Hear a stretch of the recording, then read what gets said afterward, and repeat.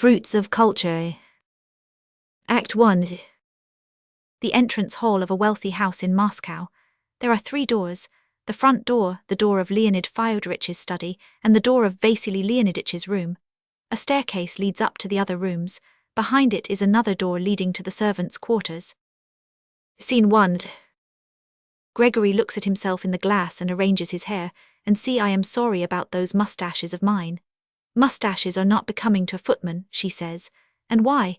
Why, so that anyone might see you're a footman, else my looks might put her darling son to shame. He's a likely one. There's not much fear of his coming anywhere near me, mustaches or no mustaches, and what a lot of 'em swarm round me, and yet I don't care for any of them as much as for that Tanya. And she only a lady's maid. Ah well, she's nicer than any young lady. She is a duck. Ah, here she comes. Yes, that's her clattering with her little heels. Oh. Enter Tanya, carrying a cloak and boots. Gregory, my respects to you, Tatiana Markovna. Tanya, what are you always looking in the glass for? Do you think yourself so good-looking? Gregory, well, and are my looks not agreeable? 126 Tanya, so, neither agreeable nor disagreeable, but just betwixt and between. Why are all those cloaks hanging there? Gregory, I am just going to put them away, your ladyship. Takes down a fur cloak, and wrapping it round her, embraces her. I say, Tanya, I'll tell you something. Tanya, oh, get away, do. What do you mean by it? Pulls herself angrily away. Leave me alone, I tell you. Gregory, then give me a kiss. Tanya, now really, what are you bothering for? I'll give you such a kiss. Vasily Leoniditch off the scene, rings and then shouts Gregory. Tanya, there now go, Vasily Leoniditch is calling you. Gregory, he'll wait, he's only just opened his eyes. I say, why don't you love me? Tanya, what sort of loving have you imagined now? I don't love anybody. Gregory, that's a fib, you love Simon. You have found a nice one to love, a common, dirty-pawed peasant, a butler's assistant. Tanya, never mind, such as he is, you are jealous of him. Vasily Leoniditch, Gregory. Gregory, all in good time. Jealous indeed, of what? Why, you have only just begun to get licked into shape, and who are you tying yourself up with? Now, wouldn't it be altogether a different matter if you loved me? I say, Tanya. Tanya, you'll get nothing from me, I tell you. Vasily Leoniditch, Gregory. Gregory, you're mighty particular, ain't you? Vasily Leoniditch off the scene, shouts persistently, monotonously, and with all his might, Gregory. Gregory, Gregory. 127 Gregory, you should have seen the girls that have been sweet on me. Tanya, well then, go to them and leave me alone.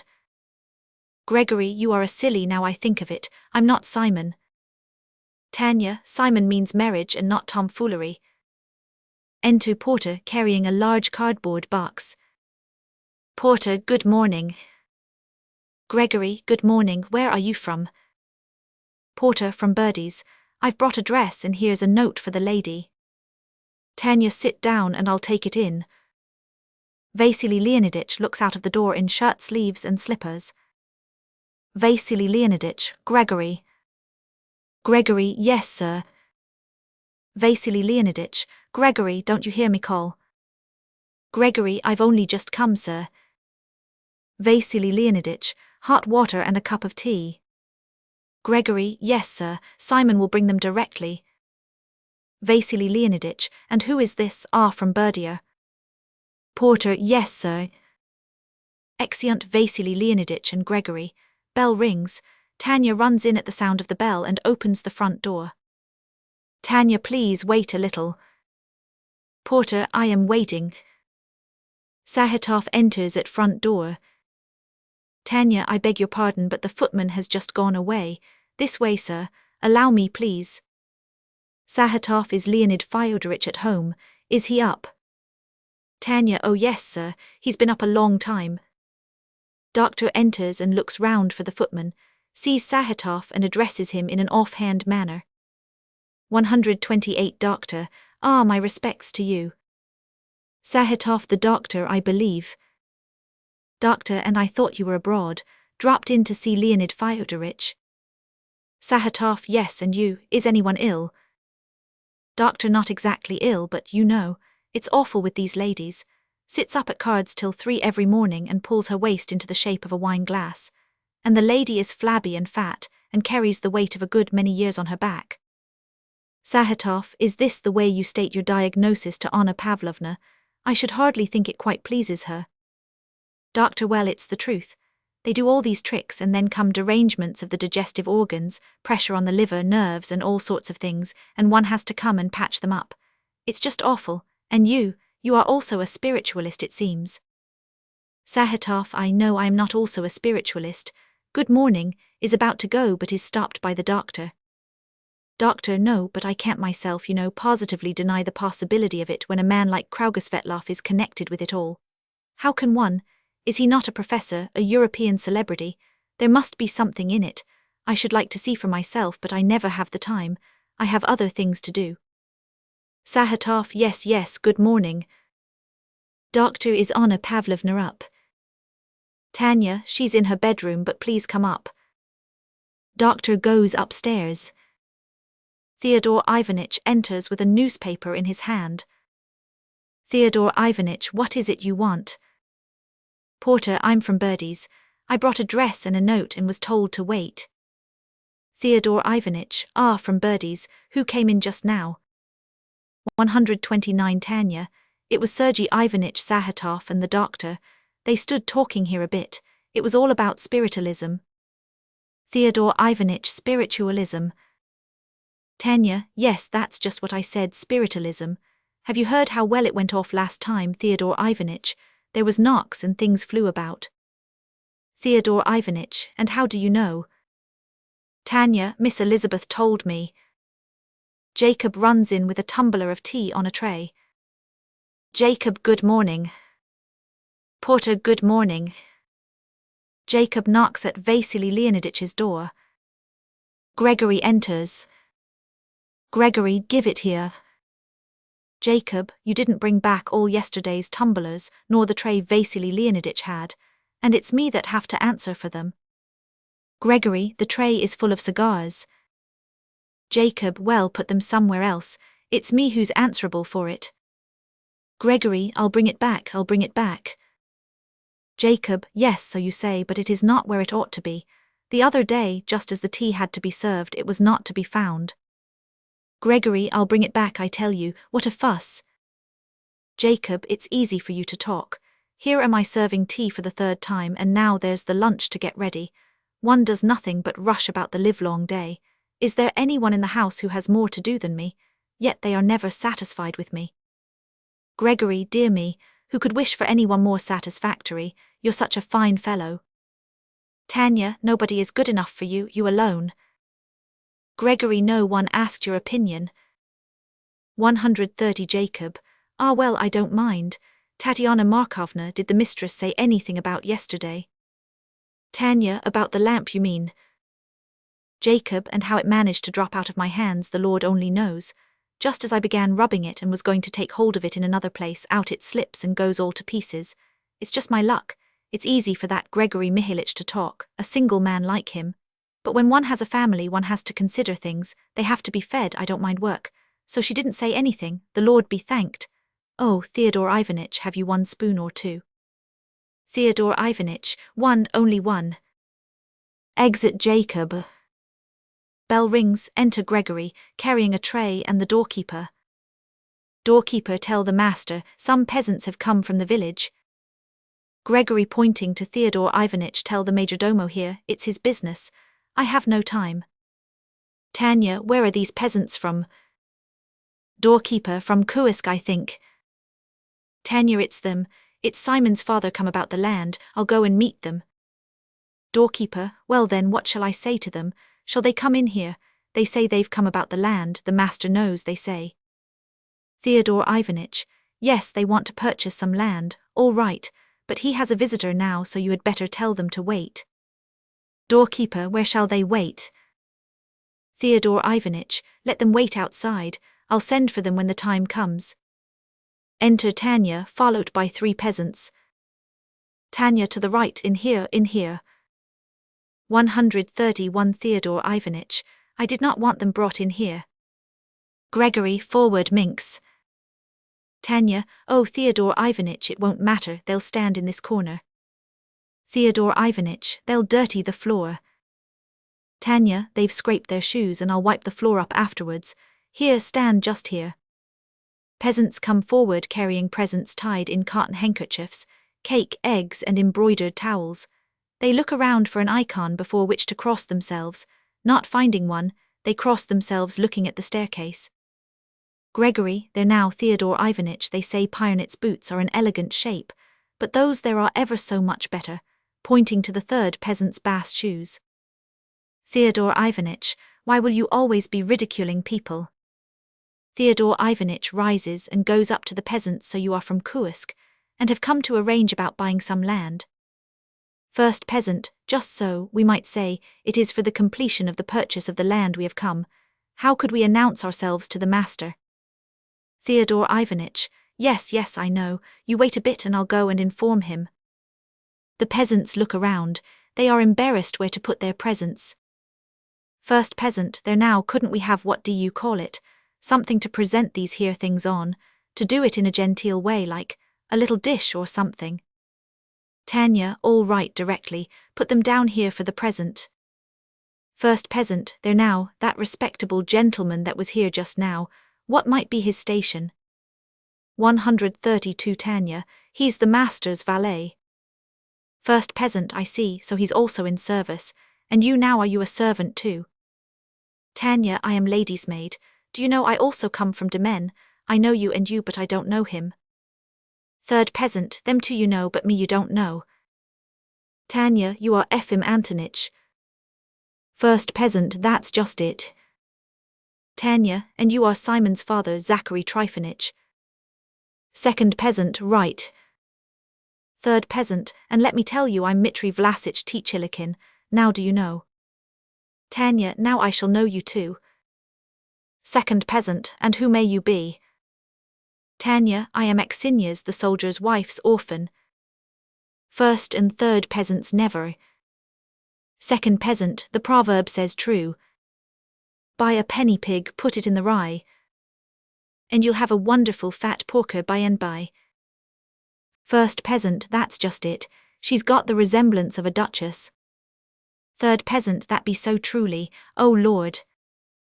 Vasily Leoniditch, off the scene rings and then shouts Gregory, Gregory. First peasant, now who's that, for example, disturbing himself in such a way, if I may say so? Tanya, that's the young master. Third peasant, oh Lord, didn't I say we'd better wait outside until the time comes?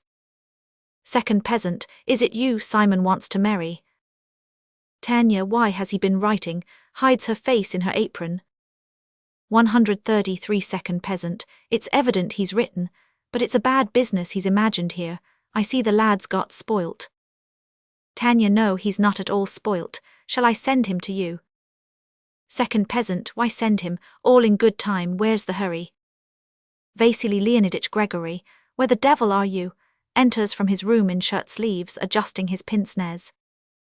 Vasily Leoniditch, is everyone dead? Tanya, he's not here, sir. I'll send him to you at once, moves towards the back door.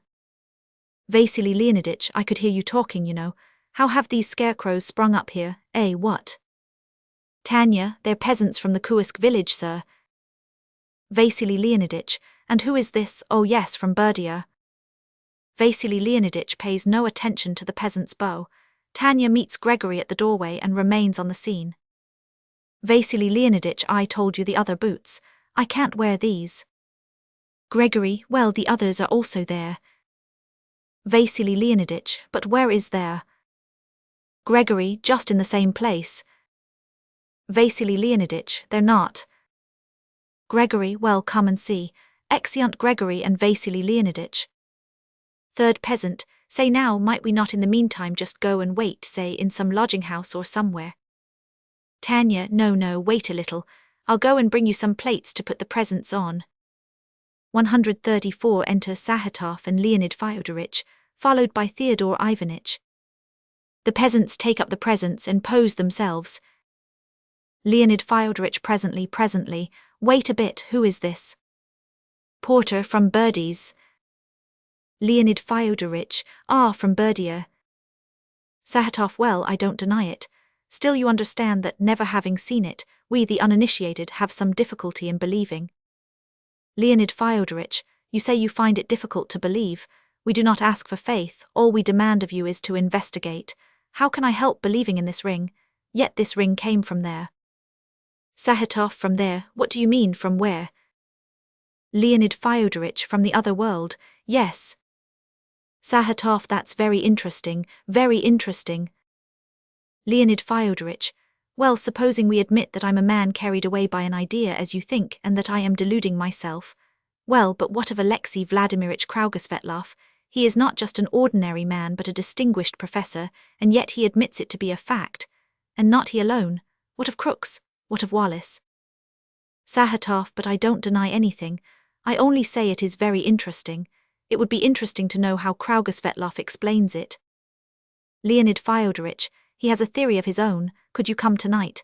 He is sure to be here. First we shall have Grossman, you know, the famous thought reader.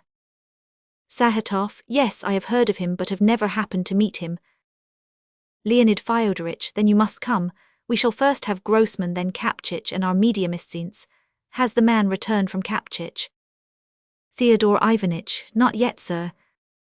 Sahatov, then how am I to know? Leonid Fyodorich, never mind, come in any case. If Kapchich can't come we shall find our own medium. Maria Ignatievna is a medium, not such a good one as Kapchich but still. Tanya enters with plates for the presents and stands listening. Sahatov, oh yes, yes. But here is one puzzling point. How is it that the mediums are always of the so-called educated class, such as Kapchich and Maria Ignatievna? If there were such a special force, would it not be met with also among the common people, the peasants? Leonid Fyodorich, oh yes, and it is, that is very common. Even here in our own house we have a peasant whom we discovered to be a medium. A few days ago we called him in, a sofa had to be moved during a séance and we forgot all about him. In all probability he fell asleep. And fancy, after our séance was over and Kapchich had come to again, we suddenly noticed mediumistic phenomena in another part of the room, near the peasant. The table gave a jerk and moved. Tanya, that was when I was getting out from under it. Leonid Fyodorich, it is quite evident he also is a medium, especially as he is very like Home in appearance. You remember Home, a fair-haired naive sort of fellow. Sahatov, dear me, this is very interesting, you know. I think you should try him. Leonid Fyodorich, so we will. And he is not alone, there are thousands of mediums, only we do not know them. Why, only a short time ago a bedridden old woman moved a brick wall. 136 Sahatov, moved a brick wall. Leonid Fyodorich, yes, yes, she was lying in bed and did not even know she was a medium. She just leant her arm against the wall and the wall moved. Sahatov, and did not cave in. Leonid Fyodorich, and did not cave in. Sahatov, very strange. Well then I'll come this evening. Leonid Fyodorich, pray do. We shall have a séance in any case.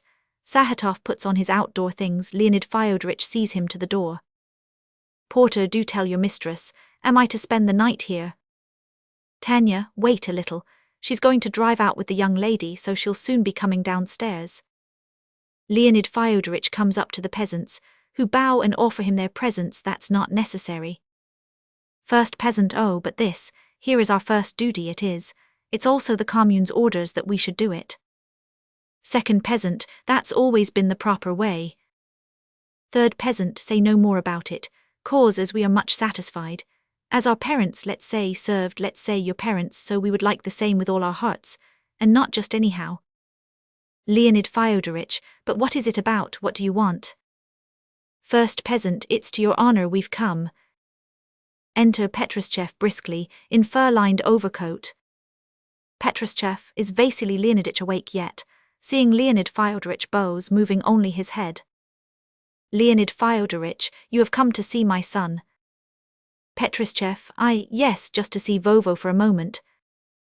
Leonid Fyodorich, step in, step in. Petruschev takes off his overcoat and walks in briskly. Exit. 137 Leonid Fyodorich, well, what is it you want? Second peasant, please accept our presents. First peasant, that's to say, the peasant's offerings. Third peasant, say no more about it, what's the good? We wish you the same as if you were our own father, say no more about it.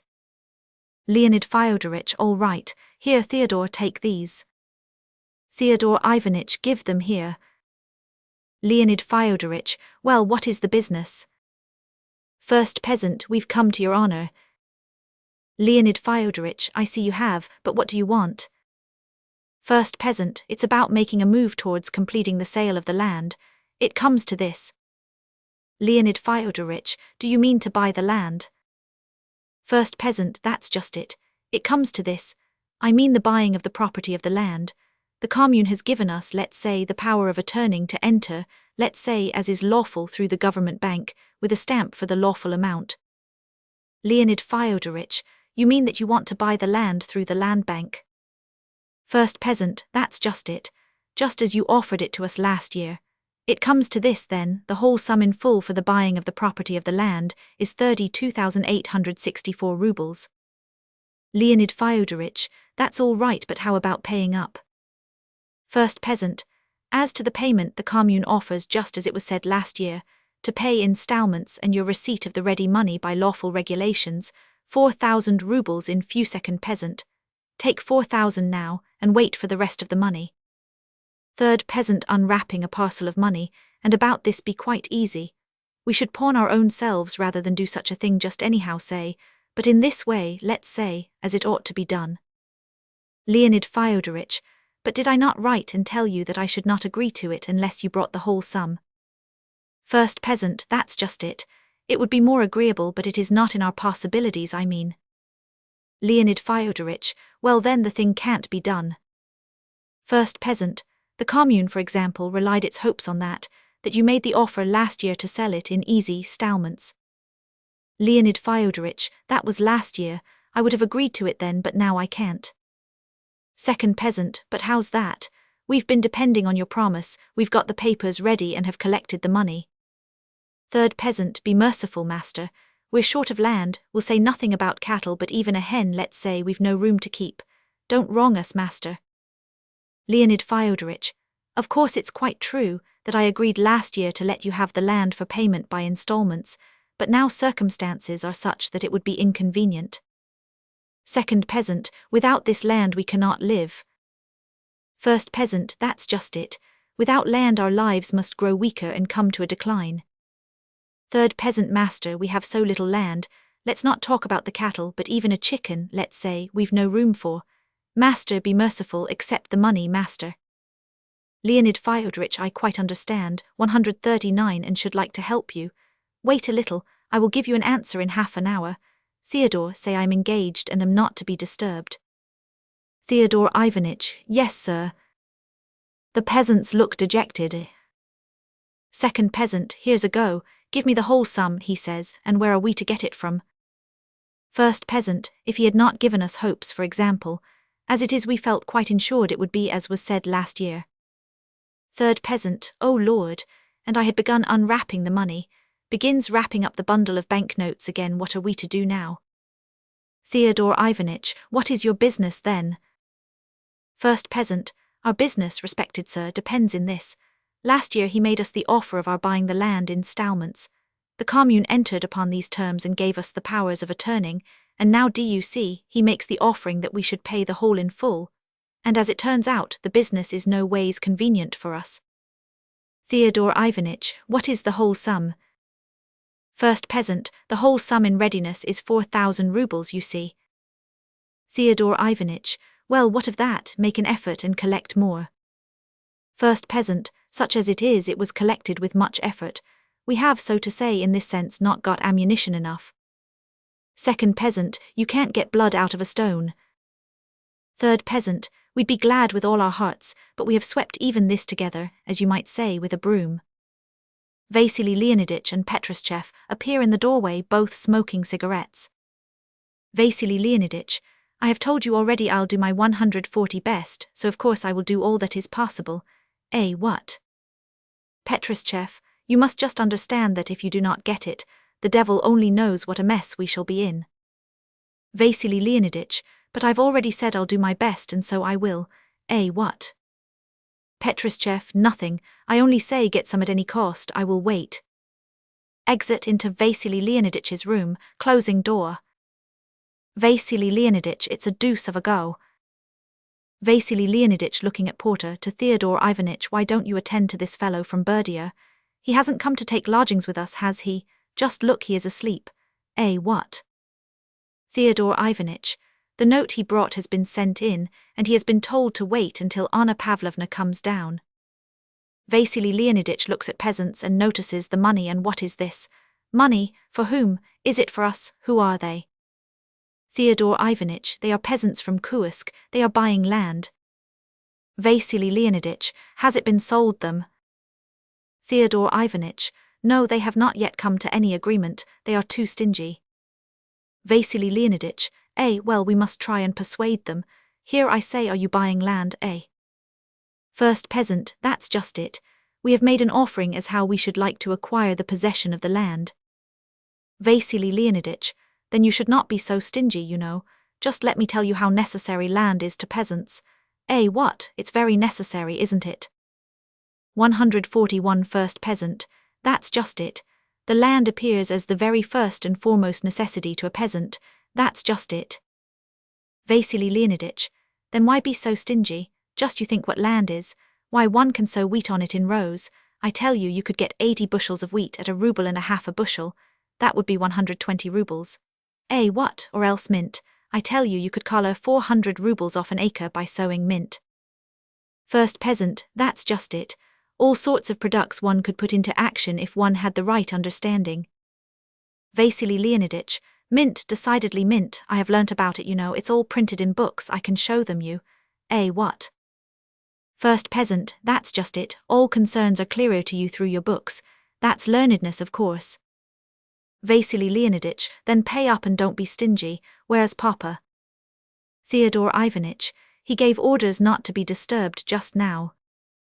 Vasily Leoniditch, I suppose he's consulting a spirit whether to sell the land or not. What? Theodore Ivanitch, I can't say. All I know is that he went away undecided about it. Vasily Leoniditch, what do you think, Theodore Ivanitch, is he flush of cash? What? Theodore Ivanitch, I don't know, I hardly think so. But what does it matter to you? You drew a good sum not more than a week ago. Vasily Leoniditch, but didn't I pay for those dogs? And now you know there's our new society and Petrushev has been chosen, and I had borrowed money from Petrushev and must pay the subscription both for him and for myself. What? Theodore Ivanitch, and what is this new society, a cycling club? 142 Vasily Leoniditch, no, just let me tell you, it is quite a new society, it is a very serious society, you know, and who do you think is president? What? Theodore Ivanitch, what's the object of this new society? Vasily Leoniditch, it is a society to promote the breeding of purebred Russian hounds. What? And I'll tell you, they're having the first meeting and a lunch today, and I've no money. I'll go to him and have a try. First peasant, and who might he be, respected sir? Theodore Ivanitch, the young master. Third peasant, the heir, so to say. Oh Lord, I'd better hide it meanwhile. First peasant, and we were told he was in military service in the cavalry, for example. Theodore Ivanitch, no, as an only son he is exempt from military service. Third peasant, left for to keep his parents, so to say, that's right. Second peasant, he's the right sort, he'll feed them finely. Third peasant, oh Lord. Enter Vasily Leoniditch followed by Leonid Fyodorovich. Vasily Leoniditch, that's always the way. It's really surprising.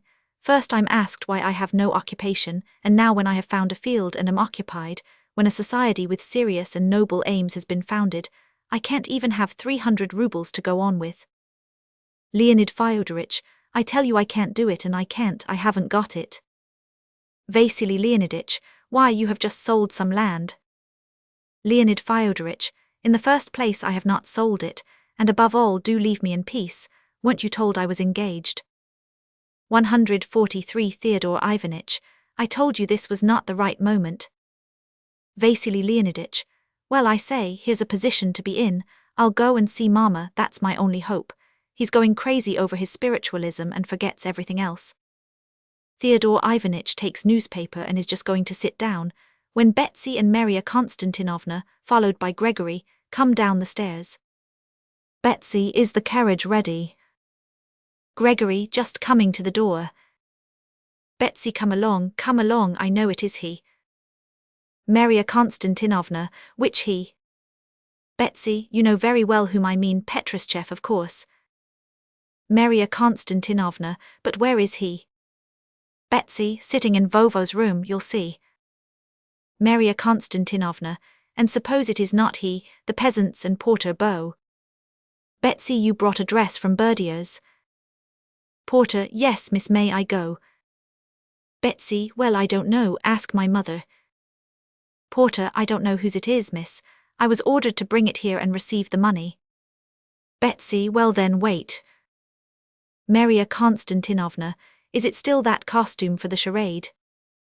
Betsy, yes, a charming costume, but Mamma won't take it or pay for it. Maria Konstantinovna, but why not? Betsy, you'd better ask Mamma. She doesn't grudge Vovo 500 rubles for his dogs, but 100 is too much for a dress. I can't act dressed like a scarecrow. And who are these? 144 Gregory, peasants who have come to buy some land or other. Betsy, and I thought they were the beaters. Are you not beaters? First peasant, no, lady. We have come to see Leonid Fyodorich about the signing into our possession of the title deeds to some land. Betsy, then how is it? Vovo was expecting some beaters who were to come today. Are you sure you are not the beaters? How stupid they are. Goes to Vasily Leonidich's door, Vovo. Maria Konstantinovna, but we met him just now upstairs. Betsy, why need you remember that? Vovo, are you there? Petruschev enters. Petruschev, Vovo is not here, but I am prepared to fulfill on his behalf anything that may be required. How do you do? How do you do, Maria Konstantinovna? Shakes hands long and violently with Betsy, and then with Maria Konstantinovna. Second peasant, see, it's as if he were pumping water. Betsy, you can't replace him, still you're better than nobody. What are these affairs of yours with Vovo? Petruschev, what affairs? Our affairs are financial, that is, our business is it's also nantial, and besides it is financial. Betsy, what does nantial mean? Petruschev, what a question, it means nothing, that's just the point. Betsy, no, you have missed fire. Petruschev, one can't always hit the mark, you know. It's something like a lottery, blanks and blanks again, and at last you win. Theodore Ivanitch goes into the study. 145 Betsy, well, this was blank then, but tell me, were you at the Murgasovs last night? Petruschev, not exactly at the Mirgasovs, but rather at the Pirgasovs, or better still, at the Filsgasovs. Betsy, you can't do without puns, it's an illness, and were the gypsies there? Petruschev, on their aprons silken threads, little birds with golden heads. Betsy, happy mortals, and we were yawning at Fofo's. Petruschev, and she promised and she swore she would ope her, how does it go on, Maria Konstantinovna? Maria Konstantinovna, closet door. Petruschev, how, Maria Konstantinovna? Betsy, says vous devenez impossible. Petruschev, I says I bube I deed. Betsy, I see the only way to rid ourselves of your wit is to make you sing. Let us go into Vovo's room, his guitar is there. Come, Maria Konstantinovna, come. Exeunt Betsy, Maria Konstantinovna, and Petruschev. First peasant, who be they?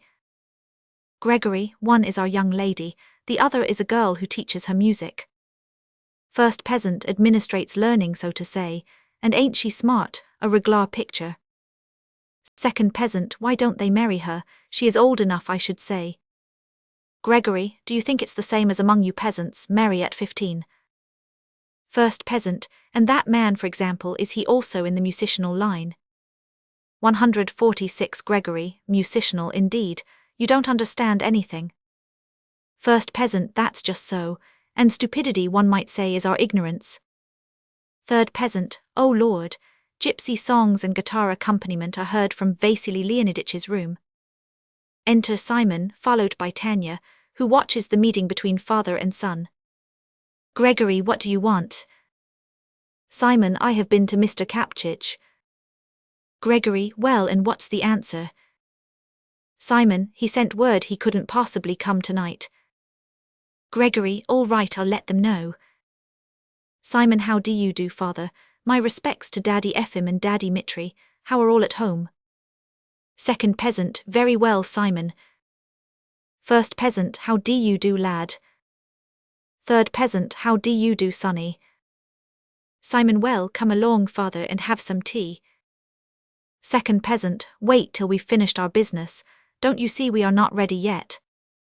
Simon, well, I'll wait for you by the porch. Tanya, I say, why didn't you tell him anything? Simon, how could I before all those people? Give me time, I'll tell him over our tea. Theodore Ivanitch enters and sits down by the window. First peasant, respected sir, how's our business proceeding? Theodore Ivanitch, wait a bit, he'll be out presently, he's just finishing. Tanya, and how do you know, Theodore Ivanitch, he is finishing? 147 Theodore Ivanitch, I know that when he has finished questioning, he reads the question and answer aloud. Tanya, can one really talk with spirits by means of a saucer?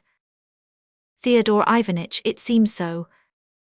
Tanya, but supposing they tell him to sign, will he sign? Theodore Ivanitch, of course he will. Tanya, but they do not speak with words. Theodore Ivanitch, oh yes, by means of the alphabet. He notices at which letter the saucer stops. Tanya, yes, but at a seance. Enter Leonid Fyodorich. Leonid Fyodorich, well, friends, I can't do it. I should be very glad to, but it is quite impossible. If it were for ready money, it would be a different matter. First peasant, that's just so. What more could anyone desire? But the people are so impernicious, it is quite impossible. Leonid Fyodorich, well, I can't do it, I really can't. Here is your document, I can't sign it. Third peasant, show some pity, master, be merciful. Second peasant, how can you act so? It is doing us a wrong. Leonid Fyodorich, nothing wrong about it, friends. I offered it you in summer, but then you did not agree, and now I can't agree to it. Third peasant, master, be merciful. How are we to get along? We have so little land, we'll say nothing about the cattle, a hen, let's say, there's no room to let a hen run about. Leonid Fyodorich goes up to the door and stops. Enter, descending the staircase, Anna Pavlovna and doctor, followed by Vasily Leoniditch, who is in a merry and playful mood and is putting some banknotes into his purse. Anna Pavlovna, tightly laced, and wearing a bonnet, then I am to take it. 148 Doctor, if the symptoms recur you must certainly take it, but above all you must behave better. How can you expect thick syrup to pass through a thin little hair tube, especially when we squeeze the tube? It's impossible, and so it is with the biliary duct. It's simple enough. Anna Pavlovna, all right, all right. Doctor, yes, all right, and you go on in the same old way. It won't do, madam, it won't do. Well, goodbye. Anna Pavlovna, no, not goodbye, only au revoir, for I still expect you tonight. I shall not be able to make up my mind without you. Doctor, all right, if I have time I'll pop in. Anna Pavlovna, what's this? What people are these? Theodore Ivanitch, these are peasants from Kursk, come to see Leonid Fyodorich about the sale of some land. Anna Pavlovna, I see they are peasants, but who let them in? Theodore Ivanitch, Leonid Fyodorich gave the order.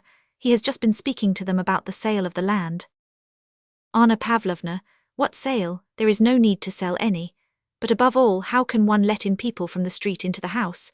One can't let people in from the street. One can't let people into the house who have spent the night heaven knows where. Getting more and more excited, I dare say every fold of their clothes is full of microbes, of scarlet fever microbes, of smallpox microbes, of diphtheria microbes. Why, they are from Kursk government, where there is an epidemic of diphtheria. Doctor, call the doctor back. Leonid Fyodorich goes into his room and shuts the door. Gregory goes to recall the doctor. Vasily Leoniditch, never mind, 149 Mama. If you like I'll fumigate them so that all the microbes will go to pot. What? Anna Pavlovna remains severely silent, awaiting the doctor's return. Vasily Leoniditch, and do you fatten pigs? There's a first-rate business. First peasant, that's just so.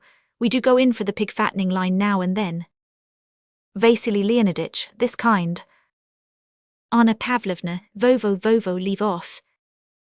Vasily Leoniditch, isn't it like, what? First peasant, that's just so, it's very resemblant. Anna Pavlovna, Vovo, leave off, I tell you. Second peasant, what's it all about? Third peasant, I said we'd better go to some lodging meanwhile. Enter Doctor and Gregory. Doctor, what's the matter, what's happened? Anna Pavlovna, why, you're always saying I must not get excited. Now, how is it possible to keep calm? I do not see my own sister for 2 months and am careful about any doubtful visitor, and here are people from Kursk, straight from Kursk, where there is an epidemic of diphtheria, right in my house. Doctor, these good fellows you mean, I suppose. Anna Pavlovna, of course, straight from a diphtheric place. Doctor, well, of course, if they come from an infected place it is rash, but still there is no reason to excite yourself so much about it. Anna Pavlovna, but don't you yourself advise carefulness? Doctor, of course, still why excite yourself? Anna Pavlovna, how can I help it? Now we shall have to have the house completely disinfected. Doctor, oh no, why completely? That would cost 150,300 rubles or more. I'll arrange it cheaply and well for you. Take to a large bottle of water. Anna Pavlovna, boiled. Doctor, it's all the same, boiled would be better. To 1 bottle of water take a tablespoon of salicylic acid and have everything they have come in contact with washed with the solution. As to the fellows themselves, they must be off, of course. That's all, then you're quite safe. And it would do no harm to sprinkle some of the same solution through a spray, 2 or 3 tumblers, you'll see how well it will act. No danger whatever. Anna Pavlovna, Tanya, where is Tanya? Enter Tanya. Tanya, did you call 1000 M? Anna Pavlovna, you know that big bottle in my dressing room? Tanya, out of which we sprinkled the laundress yesterday. Anna Pavlovna, well, of course, what other bottle could I mean? Well then, take that bottle and first wash with soap the place where they have been standing, and then with. Tanya, yes, 1000 M, I know how.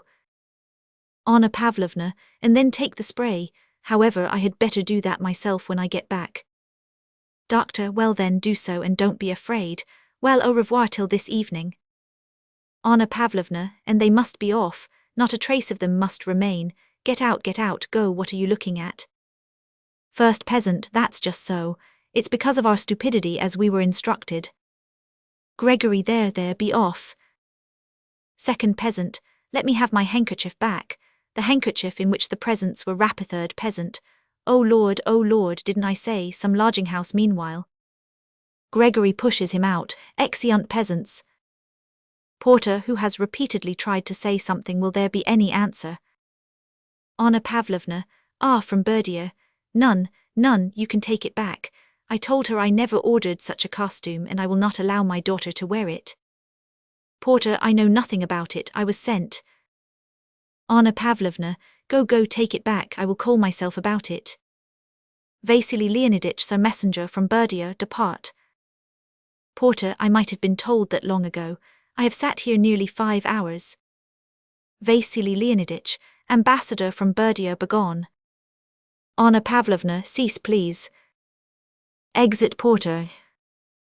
Anna Pavlovna, Betsy, where is she? I always have to wait for her. Vasily Leoniditch shouting at the top of his voice, Betsy, Petrushev, come quick, what? Enter Petrushev, Betsy, and Maria Konstantinovna. Anna Pavlovna, you always keep one waiting. Betsy, on the contrary, I was waiting for you. Petrushev bows with his head only, then kisses Anna Pavlovna's hand. Anna Pavlovna, how do? You always have an answer ready. Betsy, if you are upset, Mama, I had better not go. Anna Pavlovna, are we going or not? Betsy, well, let us go, it can't be helped. Anna Pavlovna, did you see the man from Berdia? Betsy, yes, and I was very glad. I ordered the costume and am going to wear it when it is paid for. 152, Anna Pavlovna, I am not going to pay for a costume that is indecent. Betsy, why has it become indecent? First it was decent and now you have a fit of prudery. Anna Pavlovna, not prudery at all. If the bodice were completely altered then it would do. Betsy, Mama, that is quite impossible. Anna Pavlovna, well, get dressed. They sit down. Gregory puts on their overshoes for them. Vasily Leonidych, Maria Konstantinovna, do you notice a vacuum in the hall? Maria Konstantinovna, what is it?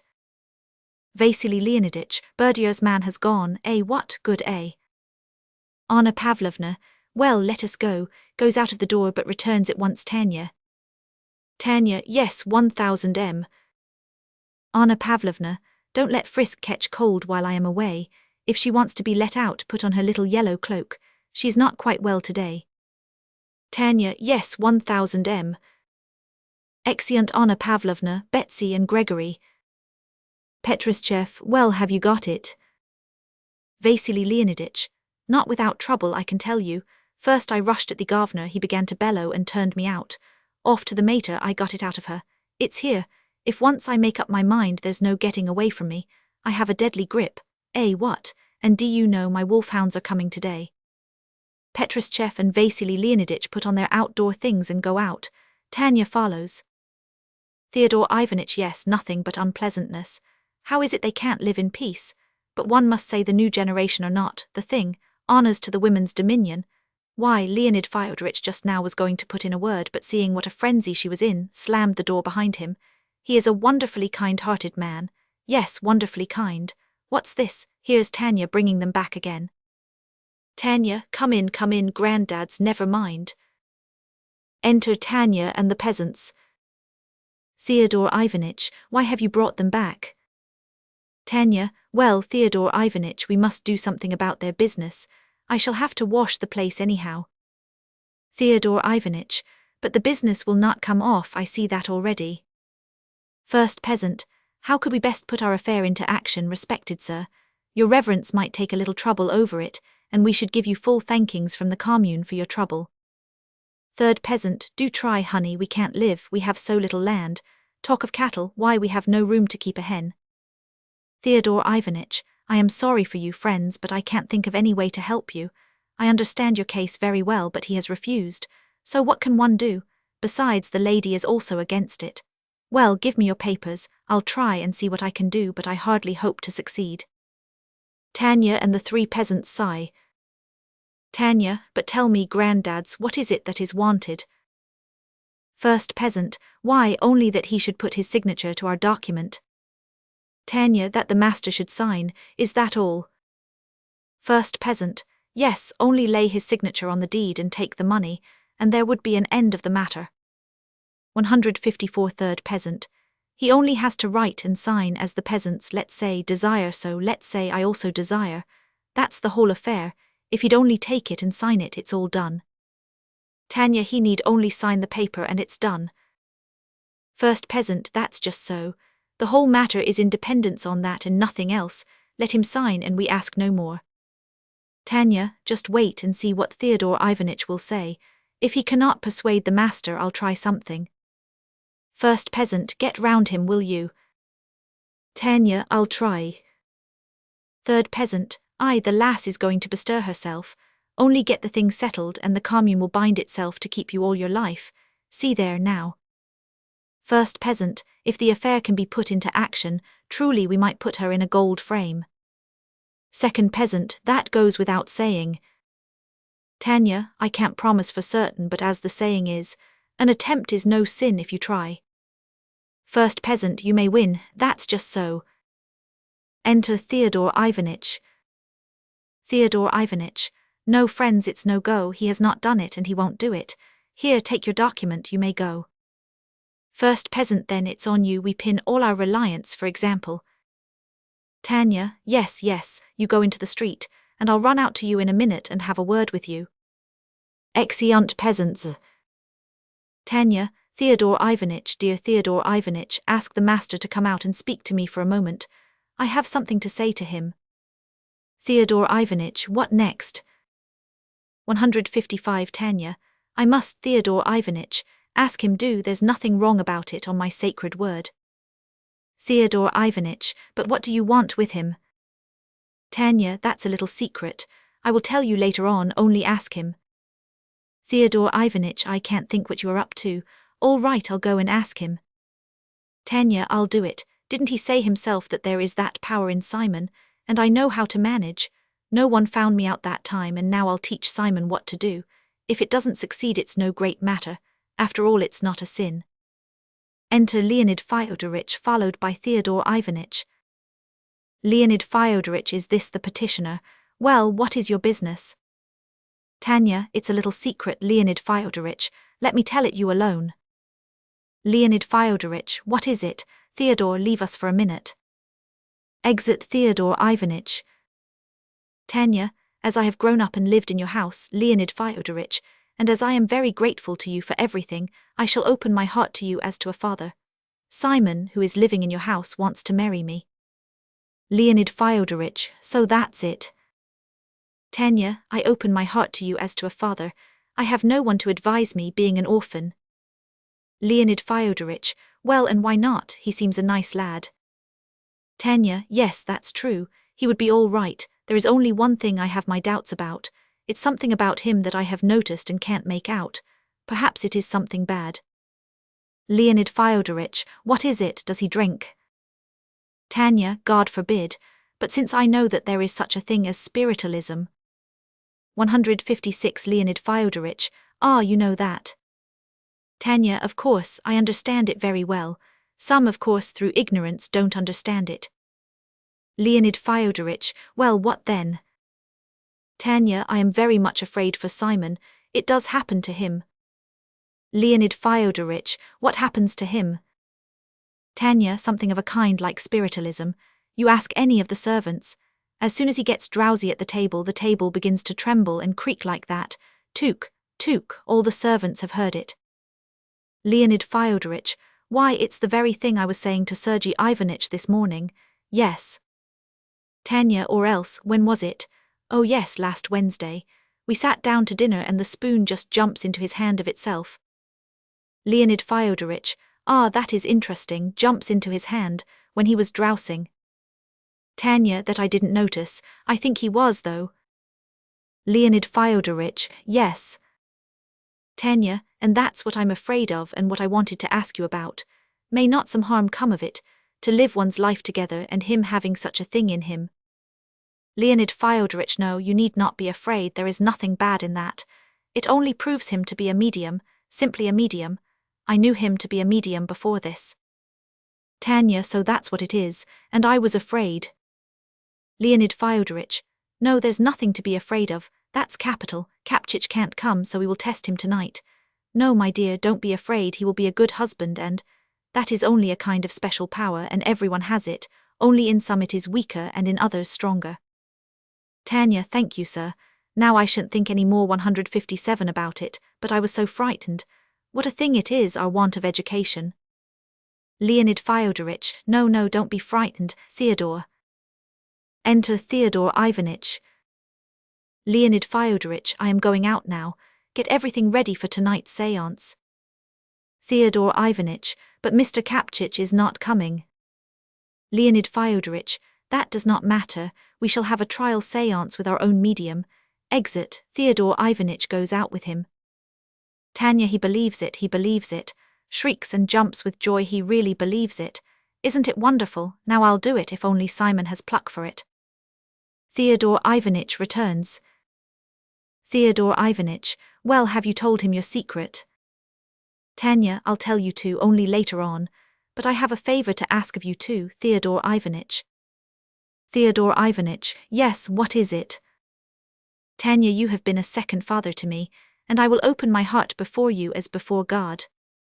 Theodore Ivanitch, don't beat about the bush but come straight to the point. Tanya, the point is that Simon wants to marry me. Theodore Ivanitch, is that it? I thought I noticed. Tanya, well, why should I hide it? I'm an orphan and you know yourself how matters are in these town establishments.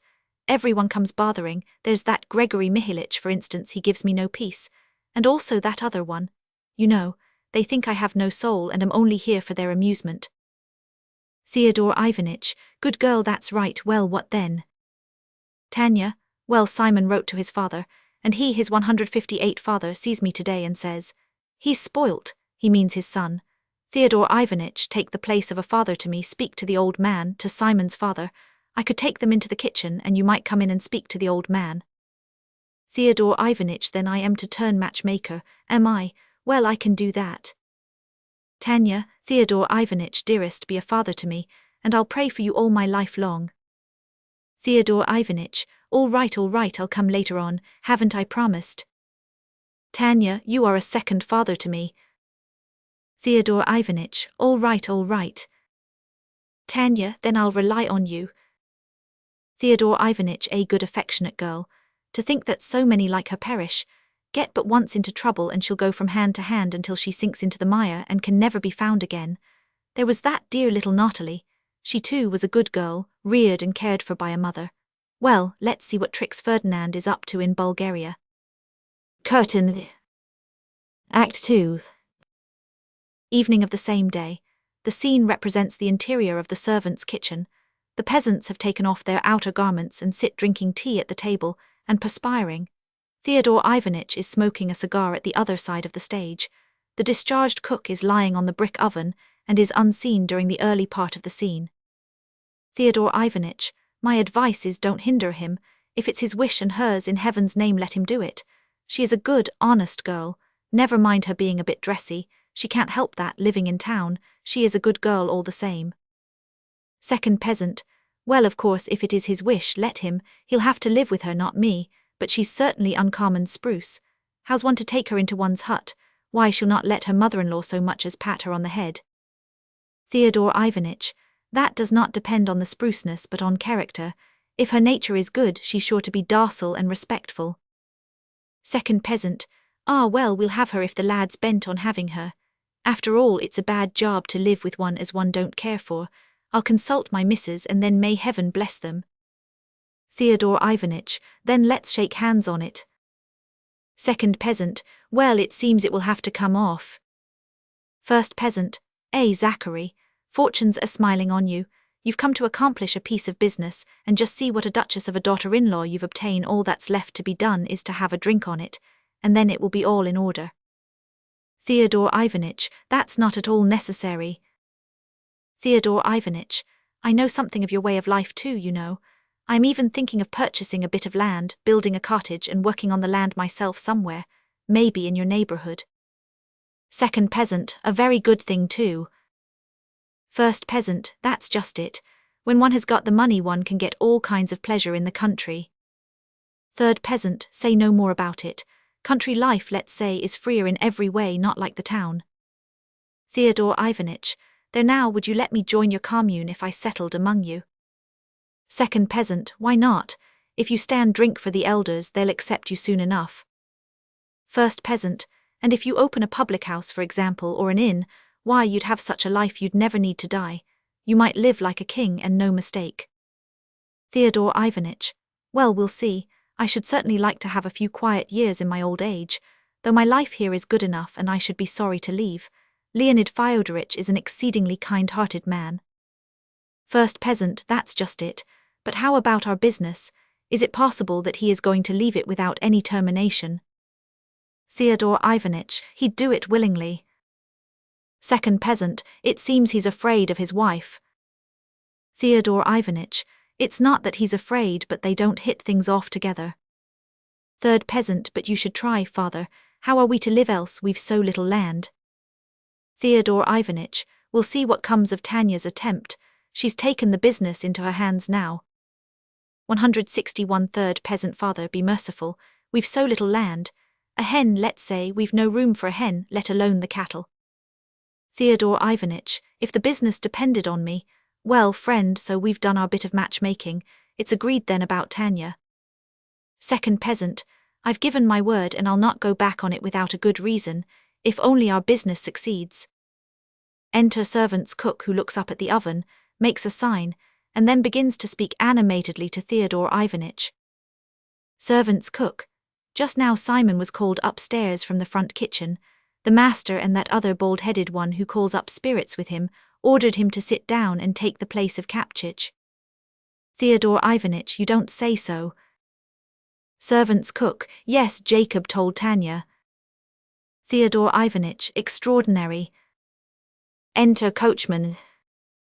Theodore Ivanitch, what do you want? Coachman, you may just tell them I never agreed to live with a lot of dogs. Let anyone who likes do it, but I will never agree to live among dogs. Theodore Ivanitch, what dogs? Coachman, 3 dogs have been sent into our room by Vasily Leoniditch. They've messed it all over. They're whining, and if one comes near them they bite, the devils. They'd tear you to pieces if you didn't mind. I've a good mind to take a club and smash their legs for them. Theodore Ivanitch, but when did they come? Coachman, why today from the dog show. The devil knows what kind they are, but they're an expensive sort. Are we or the dogs to live in the coachman's quarters? You just go and ask. 162 Theodore Ivanitch, yes, that will never do, I'll go and ask about it. Coachman, they'd better be brought here to Laukaria. Servants, cook, people have to eat here, and you'd like to lock dogs in here, as it is. Coachman, and I've got the liveries and the sledge covers and the harness there, and they expect things kept clean. Perhaps the porter's lodge might do. Theodore Ivanitch, I must ask Vasily Leoniditch. Coachman, he'd better hang the brutes round his neck and lug them about with him, but no fear, he'd rather ride on horseback himself. It's he has spoilt beauty without rhyme or reason. That was a horse. Oh dear, what a life. Theodore Ivanitch, that's not right, certainly not right. Well then, it's time we were saying goodbye, friends. Peasants, goodbye. Exit Theodore Ivanitch. As soon as he is gone, a sound of groaning is heard from the top of the oven. Second peasant, he's sleek, that one, looks like a general. Servants, cook, rather, why, he has a room all to himself. He gets his washing, his tea and sugar and food from the master's table. Discharged cook, why shouldn't the old beggar live well? He's lined his pockets all right. Second peasant, who's that up there on the oven? Servants, cook, oh, it's only a man. Silence. First peasant, well, and you too, as I noticed a while since when you were supping, have capital food to eat. Servants, cook, we can't complain, she's not mean about the food. We have wheat bread every Sunday and fish when a holiday happens to be a fast day too, and those who like may eat meat. 163 Second peasant, and does anyone tuck into flesh on fast days? Servants, cook, oh, they nearly all do. Only the old coachman, not the one who was here just now but the old one, and Simon and I and the housekeeper, fast, all the others eat meat. Second peasant, and the master himself. Servants, cook, catch him, why, I bet he's forgotten there is such a thing as fasting. Third peasant, oh Lord. First peasant, that's the gentlefolk's way, they have got it all out of their books, cause of their intellects. Third peasant, shouldn't wonder if they feed on wheat bread every day. Servants, cook, wheat bread indeed, much they think of wheat bread, you should see what food they eat, no end of different things. First peasant, in course gentlefolk's food is of an aerial kind. Servants, cook, aerial of course, but all the same they're good at stuffing themselves, they are. First peasant, have healthy appetites, so to say. Servants, cook, cast they always rinse it down, all with sweet wines and spirits and fizzy liquors. They have a different one to suit every kind of food. They eat and rinse it down and eat and rinse it down, they do. First peasant, and so the food's floated down in proportion, so to say. Servants, cook, ah yes, they are good at stuffing, it's awful, you see it's not just sitting down eating then saying grace and going away, they're always at it. Second peasant, like pigs with their feet in the trough. Servants, cook, as soon as by God's grace they have opened their eyes the samovar is brought in, tea, coffee, chocolate. Hardly is the second samovar emptied, a third has to be set. Then lunch, then dinner, then again coffee. They've hardly left off, then comes tea and all sorts of titbits and sweetmeats, there's never an end to it. They even lie in bed and eat. Third peasant, there now, that's good. First and second peasants, what are you about? Third peasant, if I could only live a single day like that. Second peasant, but when do they do their work? Servants, cook, work indeed, what is their work? Cards and piano, that's all their work. The young lady used to sit down to the piano as soon as she opened her eyes and off she'd go. And that other one who lives here, the teacher, stands and waits. When will the piano be free? When one has finished, off rattles the other, and sometimes they'd put 2 pianos near one another and 4 of 'em would bust out at once. Bust out in such a manner you could hear 'em down here. Third peasant, oh Lord. Servants cook. Well, and that's all the work they do, piano or cards. As soon as they have met together, cards, wine, smoking and so on all night long, and as soon as they are up, eating again. Enter Simon. Simon, hope you're enjoying your tea. First peasant, come and join us. Simon, thank you kindly. First peasant pours out a cup of tea for him. Second peasant, where have you been? Simon, upstairs. Second peasant, well, and what was being done there? Simon, why, I couldn't make it out at all. I don't know how to explain it. Second peasant, but what was it? Simon, I can't explain it. They have been trying some kind of strength in me. I can't make it out. Tanya says 165, do it and we'll get the land for our peasants, he'll sell it them. Second peasant, but how is she going to manage it? Simon, I can't make it out and she won't say. She says do as I tell you and that's all. Second peasant, but what is it you have to do? Simon, nothing just now. They made me sit down, put out the lights and told me to sleep. And Tanya had hidden herself there. They didn't see her but I did. Second peasant, why, what for? Simon, the Lord only knows, I can't make it out. First peasant, naturally it is for the distraction of time. Second peasant, well, it's clear you and I can make nothing of it. You had better tell me whether you have taken all your wages yet. Simon, no, I've not drawn any. I have 28 rubles to the good, I think. Second peasant, that's all right. Well, if God grants that we get the land, I'll take you home, Simon. Simon, with all my heart. Second peasant, you've got spoilt, I should say, you'll not want to plough. Simon, plough, only give me the chance, plough or mow, I'm game, those are things one doesn't forget. First peasant, but it don't seem very desirous after town life, for example, eh? Simon, it's good enough for me, one can live in the country too. First peasant, and Daddy Mitri here is already on the lookout for your place, he's hankering after a life of luxury. Simon, Daddy Mitri, you'd soon get sick of it. It seems easy enough when one looks at it, but there's a lot of running about that takes it out of one. Servants cook, you should see one of their balls, Daddy Mitri, then you would be surprised. 166 Third peasant, why do they eat all the time? Servants cook, my eye, you should have seen what we had here a while ago. Theodore Ivanitch took me upstairs and I peeped in. The ladies awful dressed up, bless my heart, and all bare down to here and their arms bare. Third peasant, oh Lord. Second peasant, for how beastly. First peasant, I take it the climate allows of that sort of thing. Servants cook. Well, Daddy, so I peeped in. Dear me, what it was like, all of 'em in their natural skins. Would you believe it, old women, our mistress only think she's a grandmother and even she'd gone and bared her shoulders. Third peasant, oh Lord. Servants cook. And what next? The music strikes up and each man of 'em went up to his own, catches hold of her, and off they go twirling round and round. Second peasant, the old women too. Servants cook, yes, the old ones too. Simon, no, the old ones sit still. Servants cook, get along, I've seen it myself. Simon, no, they don't. Discharged cook in a hoarse voice, looking down from the oven, that's the polka mazurka.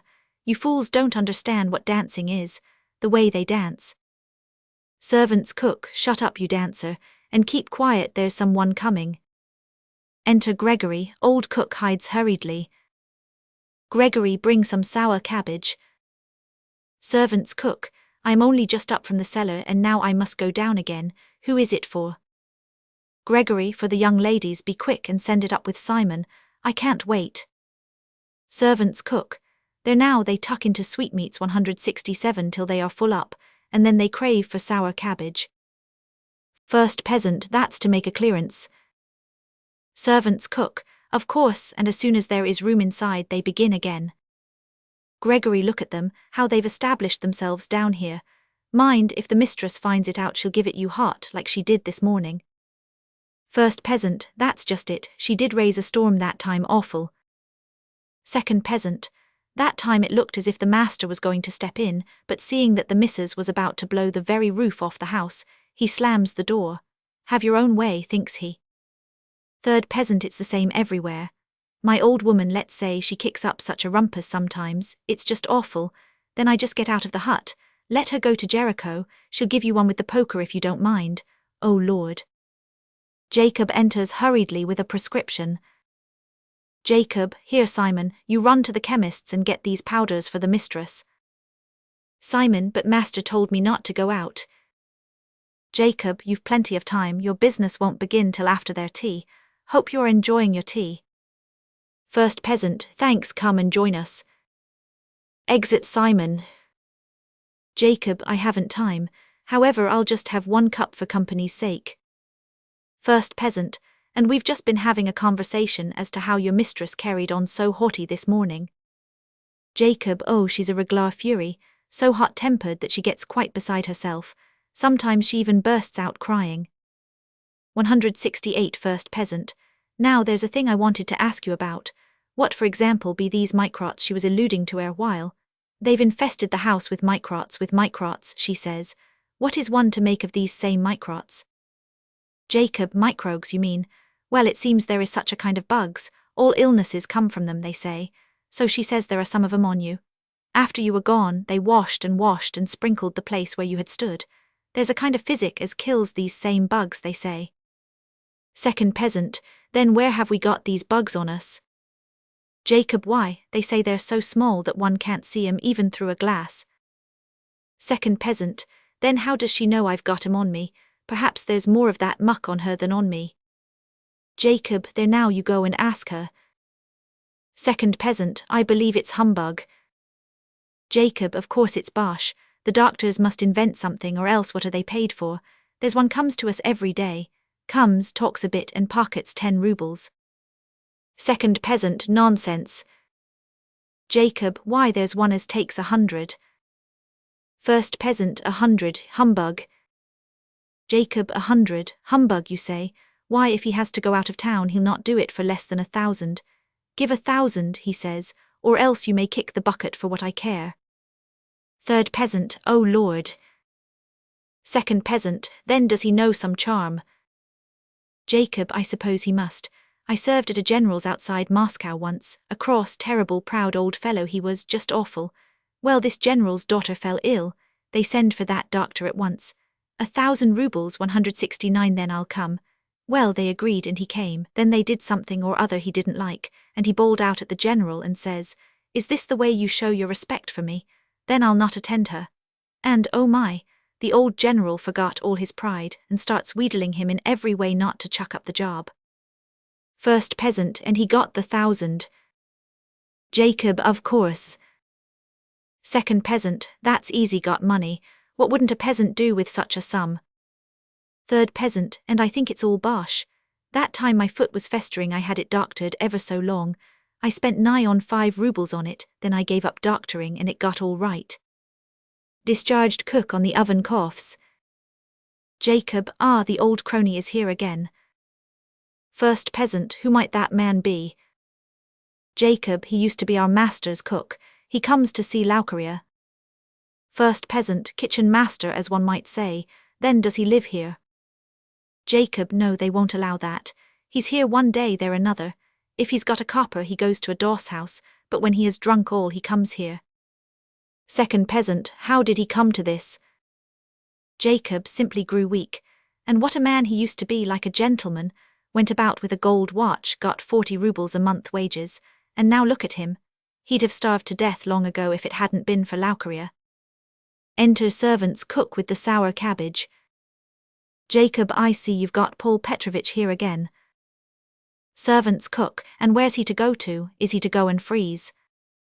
173rd peasant, what liquor does? Liquor, let's say, clicks his tongue sympathetically. Second peasant, of course. A firm man's firm as a rock, a weak man's weaker than water. Discharged cook gets off the oven with trembling hands and legs. Laucaria, I say, give us a drop. Servant's cook, what are you up to? I'll give you such a drop. Discharged cook, have you no conscience? I'm dying, brothers, a copper. Servant's cook, get back on the oven, I tell you. Discharged cook, half a glass only, cook, for heaven's sake. I say, do you understand? I ask you in the name of heaven now. Servant's cook, come along, here's some tea for you.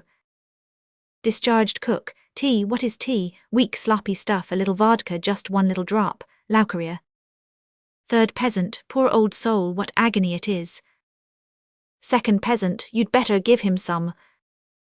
Servant's cook gets out a bottle and fills a wine glass, here you are, you'll get no more. Discharged cook clutches hold of it and drinks, trembling all over. Laucaria cook, I am drinking and you must understand. Servant's cook, now then stop your chatter, get on to the oven and let not a breath of you be heard. The old cook meekly begins to climb up, muttering something to himself. Second peasant, what it is when a man gives way to his weakness. First peasant, that's just it, human weakness. Third peasant, that goes without saying. The discharged cook settles down, muttering all the time. Silence. Second peasant, I want to ask you something. That girl of Xenia's as comes from our village and is living 171 here. How is she? What is she like? How is she living? I mean, does she live honest? Jacob, she's a nice girl. One can say nothing but good of her. Servant's cook, I'll tell you straight, Daddy. I know this here establishment out and out, and if you mean to have Tanya for your son's wife, be quick about it before she comes to grief, or else she'll not escape. Jacob, yes, that's true. A while ago we had a girl here, Natalie. She was a good girl too, and she was lost without rhyme or reason, no better than that chap. Servant's cook, there's enough to dam a mill pool with the likes of us as perish, 'cause why everyone is tempted by the easy life and the good food, and see there, as soon as one has tasted the good food she goes and slips, and once she's slipped they don't want her but get a fresh one in her place. So it was with dear little Natalie, she also slipped and they turned her out. She had a child and fell ill and died in the hospital last spring, and what a girl she used to be. Third peasant, oh Lord, people are weak, they ought to be pitied. Discharged cook, those devils pity, no fear, he hangs his legs down from the oven. I have stood roasting myself by the kitchen range for 30 years, and now that I am not wanted I may go and die like a dog. Pity indeed. First peasant, that's just it, it's the old circumstances. Second peasant, while they drank and they fed you a curly head. When they'd finished the prog, 'twas get out mangy dog. Third peasant, oh Lord. Discharged cook, much you know, what is sortie à la Bangmont, what is bavasserie? Oh, the things 172 I could make, think of it, the emperor tasted my work and now the devils want me no longer, but I am not going to stand it. Servant's cook, now then stop that noise, mind. Get up right into the corner so that no one can see you, or else Theodore Ivanitch or someone may come in, and both you and me'll be turned out. Jacob, and do you know my part of the country? I'm from Voznesensky. Second peasant, not know it? Why, it's no more'n 10 miles from our village, not that across the ford. Do you cultivate any land there? Jacob, my brother does, and I send my wages. Though I live here I am dying for a sight of home. First peasant, that's just it. Second peasant, then Anisim is your brother. Jacob, own brother, he lives at the farther end of the village. Second peasant, of course I know his is the third house. Enter Tanya, running. Tanya, Jacob, what are you doing amusing yourself here? She is calling you. Jacob, I'm coming, but what's up? Tanya, Frisk is barking, it's hungry, and she's scolding you. How cruel he is, she says. He's no feeling, she says. It's long past Frisk's dinner time and he has not brought her food. Jacob, oh, she's cross. What's going to happen now, I wonder? Servant's cook, here, take the cabbage with you. Jacob, all right, give it here. First peasant, who is going to dine now? Tanya, why the dog, it's her dog. Sits down and takes up the teapot. Is there any more tea? I've brought some. Puts fresh tea into the teapot. 173 First peasant, dinner for a dog. Tanya, yes, of course, they prepare a special cutlet for her, it must not be too fat. And I do the washing, the dog's washing, I mean. Third peasant, oh Lord. Tanya, it's like that gentleman who had a funeral for his dog. Second peasant, what's that? Tanya, why someone told me he had a dog. I mean the gentleman had a dog, and it died. It was winter and he went in his sledge to bury that dog. Well, he buried it and on the way home he sits and cries. the gentleman does. Well, there was such a bitter frost that the coachman's nose keeps running and he has to keep wiping it. Let me fill your cup. So he keeps wiping his nose and the gentleman sees it and says, "What are you crying about?" And the coachman, he says, "Why, sir, how can I help it? Is there another dog like him?" Second peasant, and I dare say he thinks to himself, "If your own self was to kick the bucket, I'd not cry." Discharged cook, that is true, that's right. Tanya, well, the gentleman, he gets home and goes straight to his lady. What a good-hearted man our coachman is. He was crying all the way home about poor Dash. Have him called. "Here, drink this glass of vodka," he says, "and here's a ruble as a reward for you." That's just like her saying Jacob has no feelings for her dog. First peasant, that's the style. Second peasant, that was a go. Third peasant, "Aye, lassie, but you've set us a-laughing." Tanya, have some more. Yes, it only seems that our life is pleasant, but sometimes it is very disgusting, clearing up all their messes. It's 174 better in the country. Peasants turn their cups upside down as a polite sign that they have had enough. Tanya pours out more tea. Have some more, Efim Antonich. I'll fill your cup, Mitri Vlasic. Third peasant, all right, fill it, fill it. First peasant, well dear, and what progression is our business making? Tanya, it's getting on.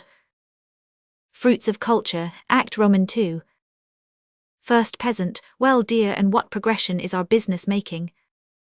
Tanya, it's getting on. First peasant, Simon told us. Tanya, did he? Second peasant, but he could not make us understand. Tanya, I can't tell you now, but I'm doing my best, all I can, and I've got your paper here. Shows the paper hidden under the bib of her apron. If only one thing succeeds. Oh, how nice it would be. Second peasant, don't lose that paper, mind, it has cost money.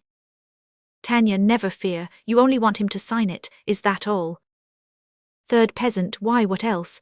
Let's say he signed it and it's done, I've had enough. Tanya, he'll sign it, you'll see he will, have some more. First peasant, if only you get this business about the sale of the land settled, the commune would pay your marriage expenses. Tanya, do have another cup. Third peasant, you get it done and we'll arrange your marriage, and I myself, let's say, will dance at the wedding. Though I've never danced in all my born days, I'll dance then. Tanya, all right, I'll be in hopes of it. Second peasant, that's all very well, but you're not fit for peasant work. Tanya, why don't you think me strong? 175 enough. You should see me lacing up my mistress. There's many a peasant couldn't tug as hard. Second peasant, where do you tug her to? Tanya, well, there's a thing made with bone, like, something like a stiff jacket, only up to here. Well, and I pull the strings just as when you saddle a horse, when you, what do you call it, you know, when you spit on your hands. Second peasant, tighten the girths, you mean? Tanya, yes, that's it, and you know I mustn't shove against her with my knee. Second peasant, why do you pull her in? Tanya, for a reason. Second peasant, why is she doing penance? Tanya, no, it's for beauty's sake. First peasant, that's to say you pull in her paunch for appearance sake. Tanya, sometimes I lace her up so that her eyes are ready to start from her head, and she says, tighter, till my hands tingle. And you say I'm not strong. Peasants laugh and shake their heads. Tanya, but here I've been jabbering. Third peasant, the lassie has made us laugh. First peasant, she's a tidy one. Second peasant, she's not bad. Enter Sahatov and Vasily Leonidych. Sahatov holds a teaspoon in his hand. Vasily Leonidych, not exactly a dinner but a déjeuner dînatoire. And first rate it was, I tell you. Ham of sucking pig, delicious. Raulier feeds one splendidly. I've only just returned. The peasants are here again. Sahatov, yes, that's all very well, but we came here to hide this article. Where shall we hide it? Vasily Leonidych, excuse me a moment, where are the dogs? 176 servants cook. In the coachman's quarters. You can't keep dogs in the servants' kitchen. Vasily Leonidych, in the coachman's quarters, all right. Sahatov, I am waiting. Vasily Leonidych, excuse me please, what, hide it, I'll tell you what, let's put it into one of the peasants' pockets, that one, I say, where's your pocket, what? Third peasant, what for do you want my pocket? You're a good my pocket, there's money in my pocket. Vasily Leoniditch, where's your bag then? Third peasant, what for? Servant's cook, what do you mean, that's the young master. Vasily Leoniditch 500, you know why he's so frightened. Shall I tell you, he's got a heap of money. What? Sahatov, yes, I see. Well, you talk to them a bit, and I'll put it into that bag without being observed, so that they should not notice and could not point it out to him. Talk to them. Vasily Leoniditch, all right, well then, old fellows, how about the land? Are you buying it? What? First peasant, we have made an offering, so to say, with our whole heart. But there, the business don't come into action nohow. Vasily Leoniditch, you should not be so stingy.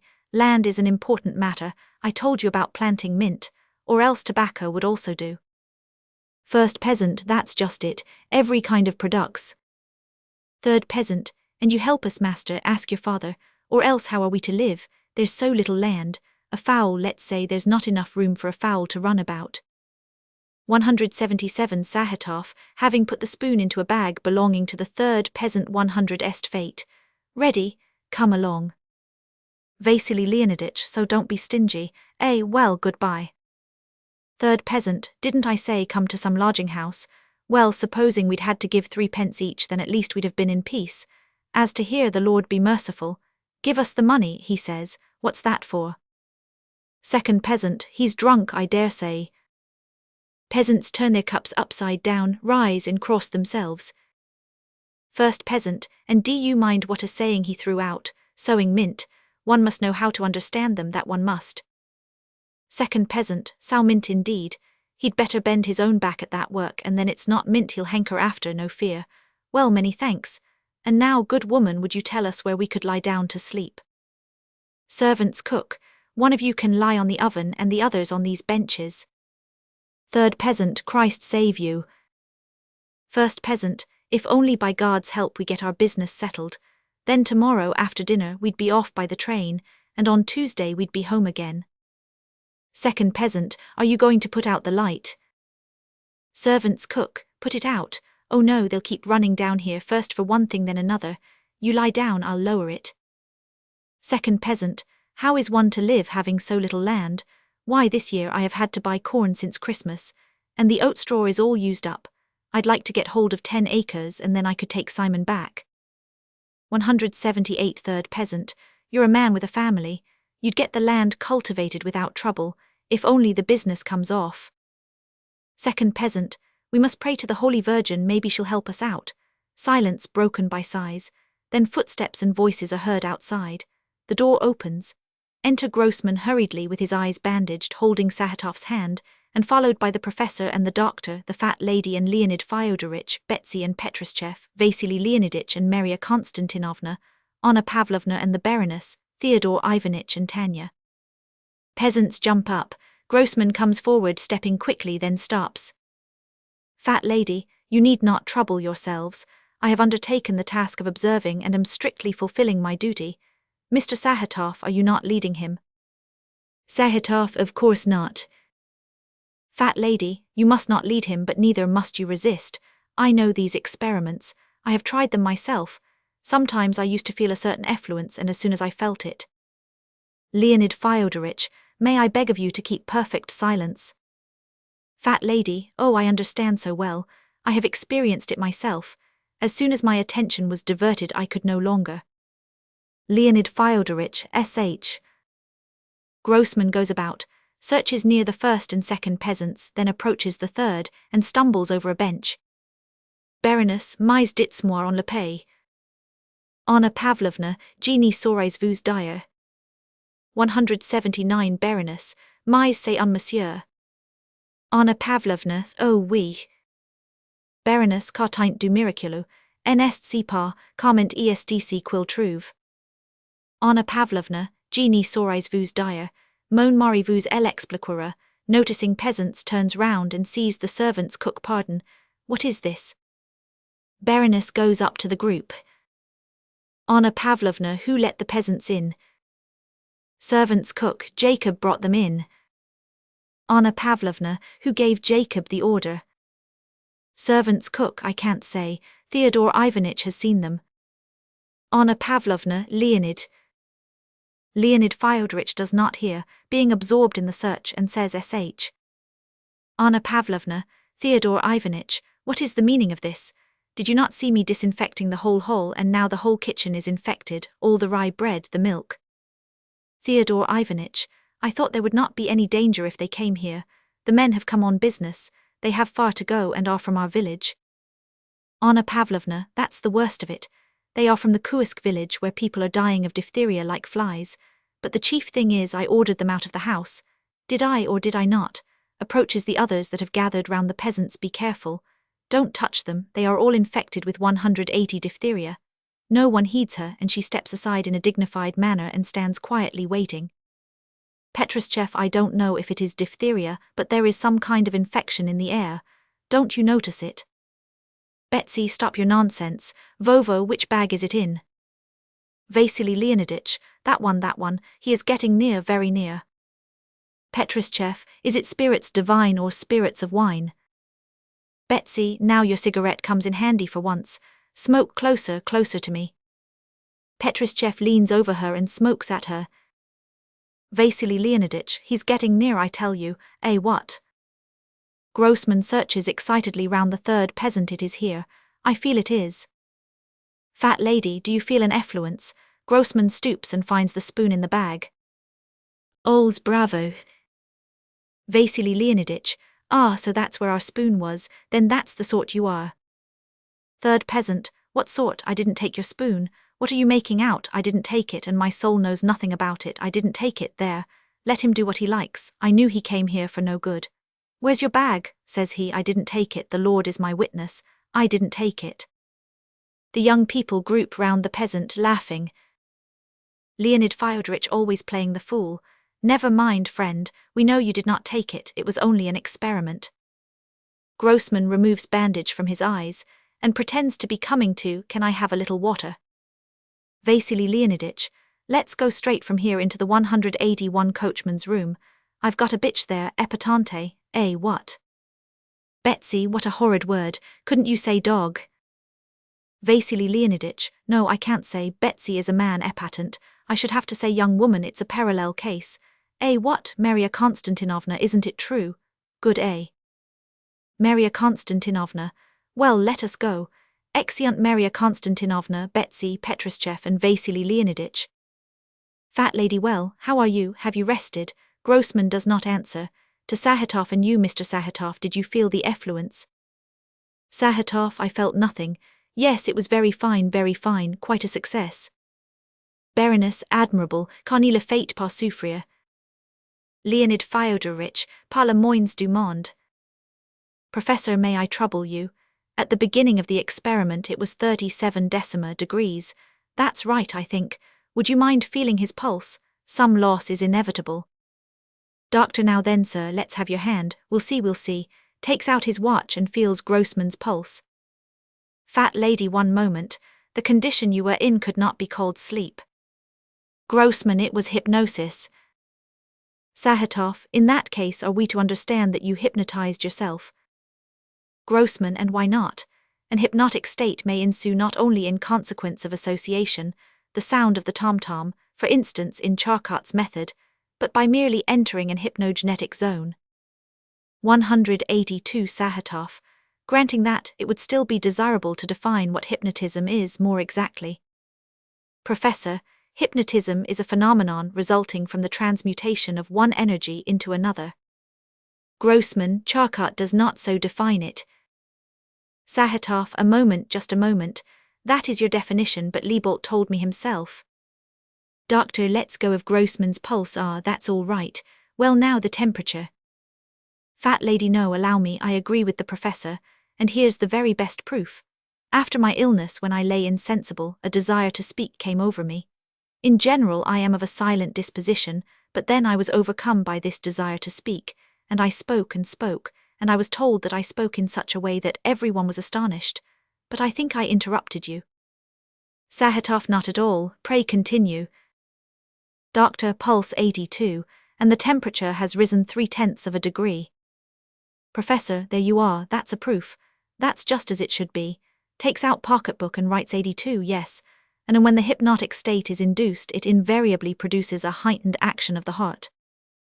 Doctor, I can, as a medical man, bear witness that your prognosis was justified by the event. Professor, you were saying. Sahatov, I wish to say that Liebold told me himself that the hypnotic is only one particular psychical state, increasing susceptibility to suggestion. Professor, that is so, but still the law of equivalence is the chief thing. Grossman, moreover, Liebold is far from being an authority, while Charcot has studied the subject from all sides, and has proved that hypnotism produced by a blow, a trauma. All talking together. Sahatov, yes, but I don't reject Charcot's labor. I know him also, I am only repeating what Liebold told me. Grossman, there are 3,000 patients in the Salpêtrière, and I have gone through the whole course. Professor, excuse me, gentlemen, but that is not the point. Fat lady, one moment, I will explain it to you in 2 words. When my husband was ill, all the doctors gave him up. Leonid Fyodorich, however, we had better go upstairs again. Baroness, this way.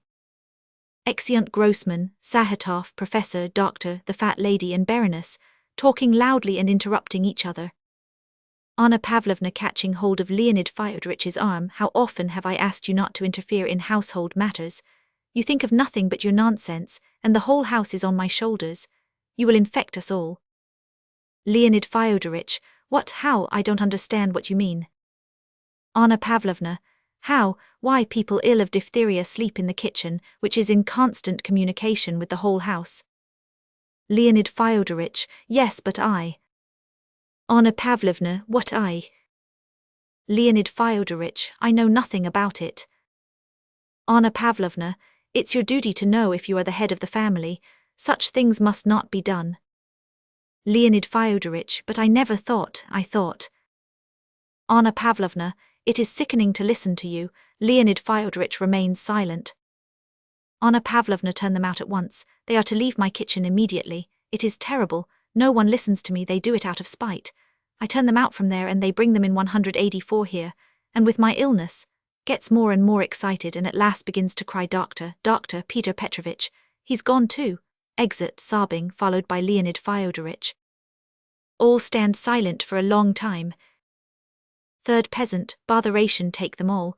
If one don't mind, the police will be after one here, and I have never been to law in all my born days. Let's go to some lodging house, lads. Theodore Ivanitch, what are we to do? Tanya, never mind, Theodore Ivanitch, let them sleep with the coachman. Theodore Ivanitch, how can we do that? The coachman was complaining as it is that his place is full of dogs. Tanya, well then, the porter's lodge. Theodore Ivanitch, and supposing it's found out? Tanya, it won't be found out, don't trouble about that, Theodore Ivanitch. How can one turn them out now at night? They'll not find anywhere to go to. Theodore Ivanitch, well, do as you please, only they must go away from here. Peasants take their bags. Discharged cook, oh those damned fiends, it's all their fat fiends. Servants, cook, you be quiet there, thank goodness they didn't see you. Tanya, well then, Daddy, come along to the porter's lodge. First peasant, well, but how about our business? How, for example, about the appliance of his hand to the signature? May we be in hopes? Tanya, we'll see in an hour's time. Second peasant, you'll do the trick. Tanya, yes, God willing. Curtain. Act 3. Evening of the same day. The small drawing-room in Leonid Fyodorich's house, where the séances are always held. Leonid Fyodorich and the professor. Leonid Fyodorich, well then, shall we risk a séance with our new medium? Professor, yes, certainly.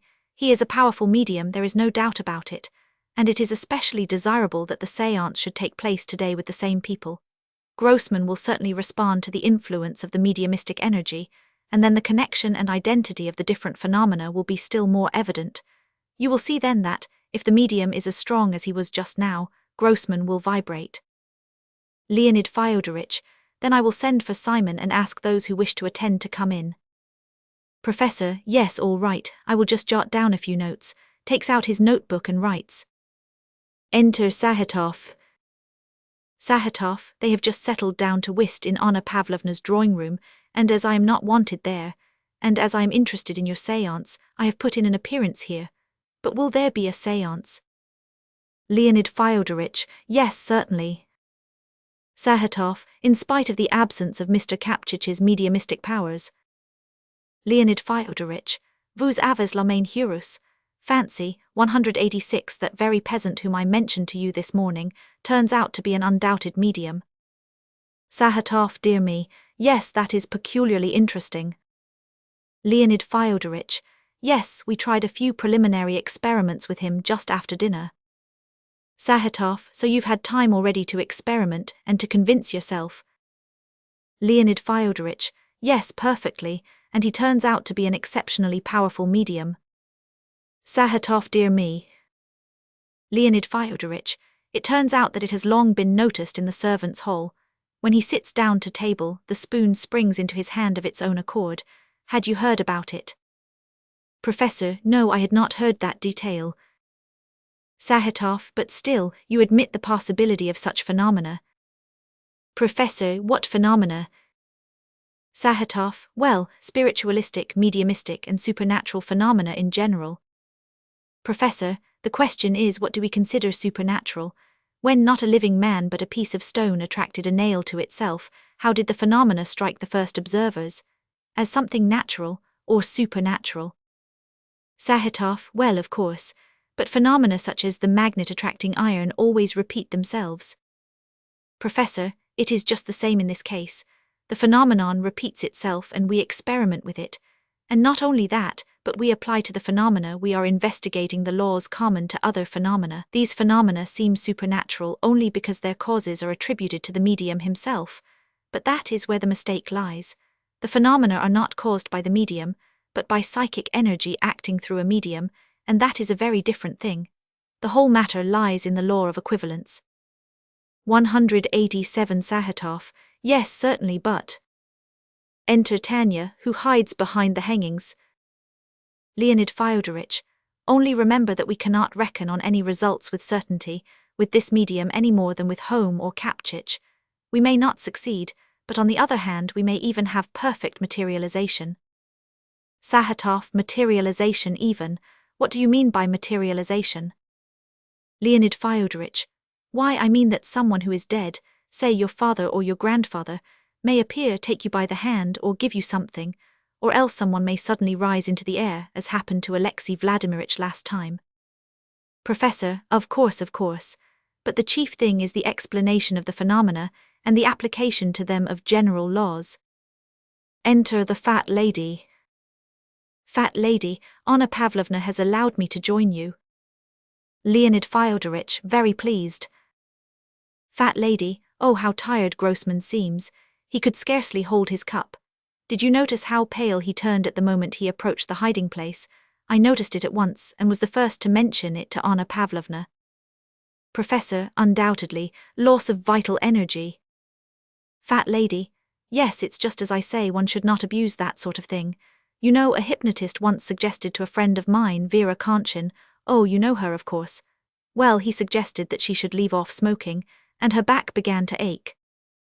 Professor, the temperature and the pulse clearly indicate. Fat lady, one moment, allow me. Well, I said to her, it's better to smoke than to suffer so with one's nerves. Of course, smoking is injurious. I should like to give it 188 up myself, but do what I will, I can't. Once I managed not to smoke for a fortnight but could hold out no longer. Professor clearly proves. Fat lady, yes, no, allow me just one word, you say loss of strength. And I was also going to say that when I travelled with post horses, the roads used to be dreadful in those days, you don't remember, but I have noticed that all our nervousness comes from railways. I, for instance, can't sleep while travelling, I cannot fall asleep to save my life. Professor makes another attempt, which the fat lady baffles the loss of strength. Sahatov, yes, oh yes. Leonid Fyodorich rings. Fat lady, I am awake one night and another and a third and still I can't sleep. Enter Gregory. Leonid Fyodorich, please tell Theodore to get everything ready for the séance and send Simon here. Simon, the butler's assistant, do you hear? Gregory, yes, sir. Professor, the observation of the temperature and the pulse have shown loss of vital energy.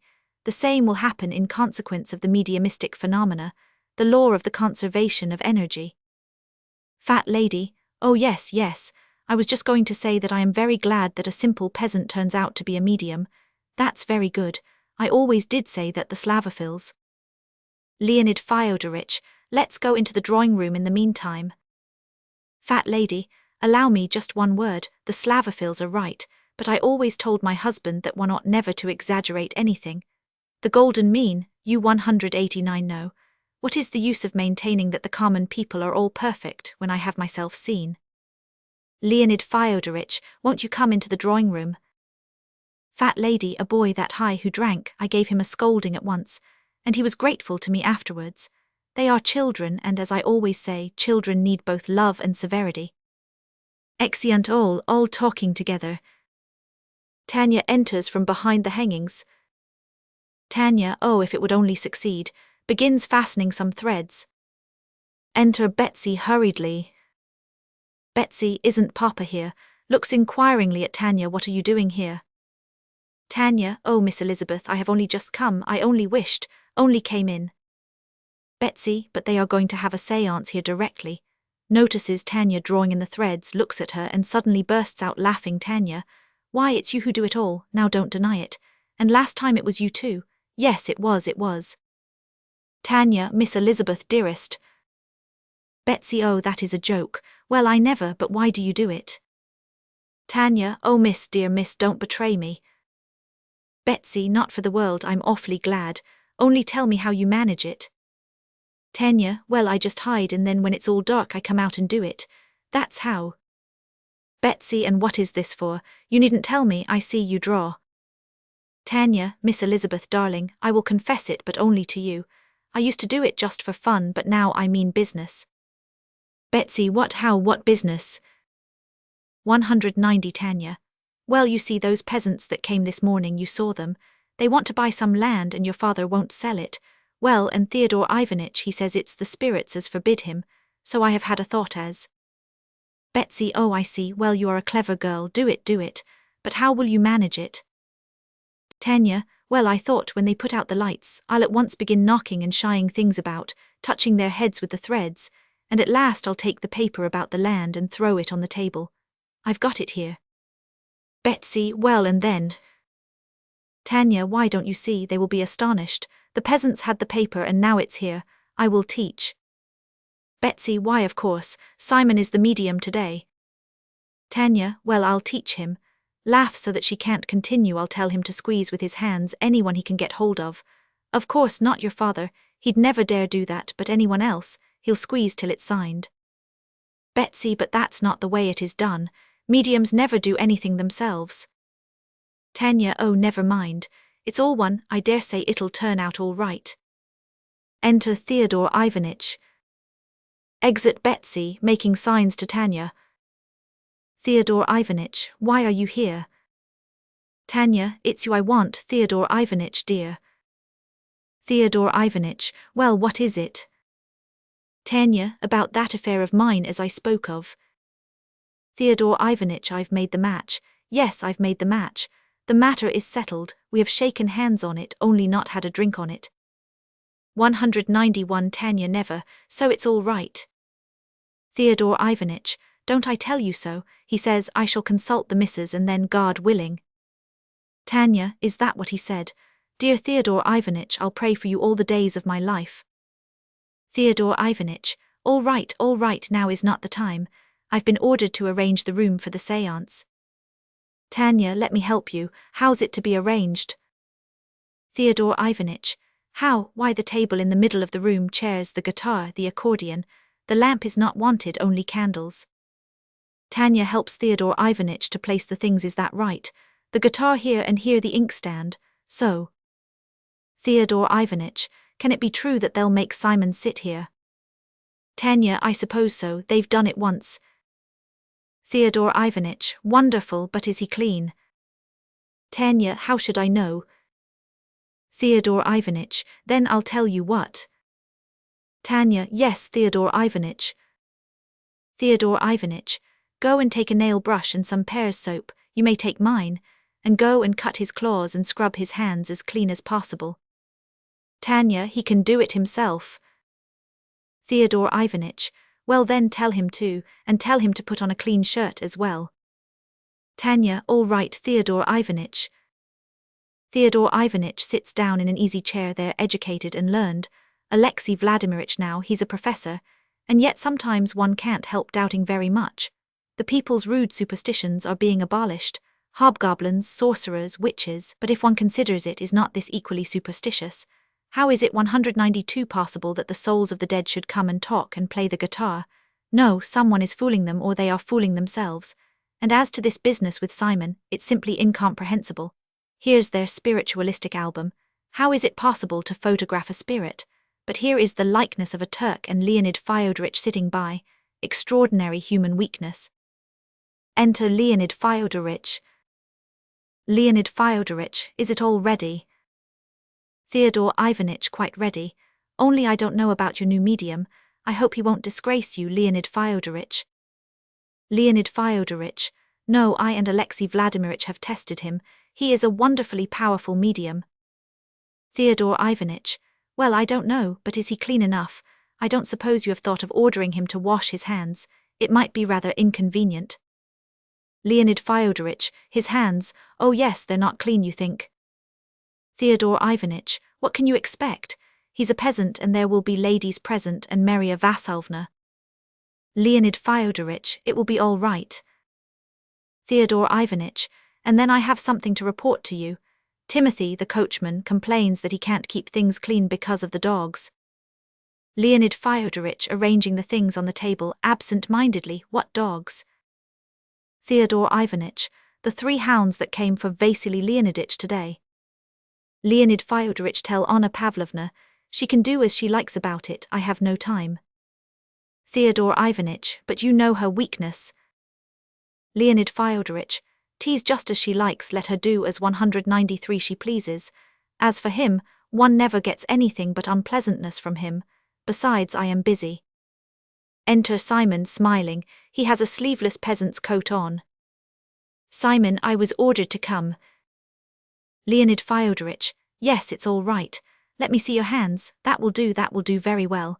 Well then, my good fellow, you must do just as you did before, sit down and give way to your mood, but don't think at all. Simon, why should I think? The more one thinks, the worse it is. Leonid Fyodorich, just so exactly. The less conscious one is, the greater is the power. Don't think but give in to your mood. If you wish to sleep, sleep. If you wish to walk, walk. Do you understand?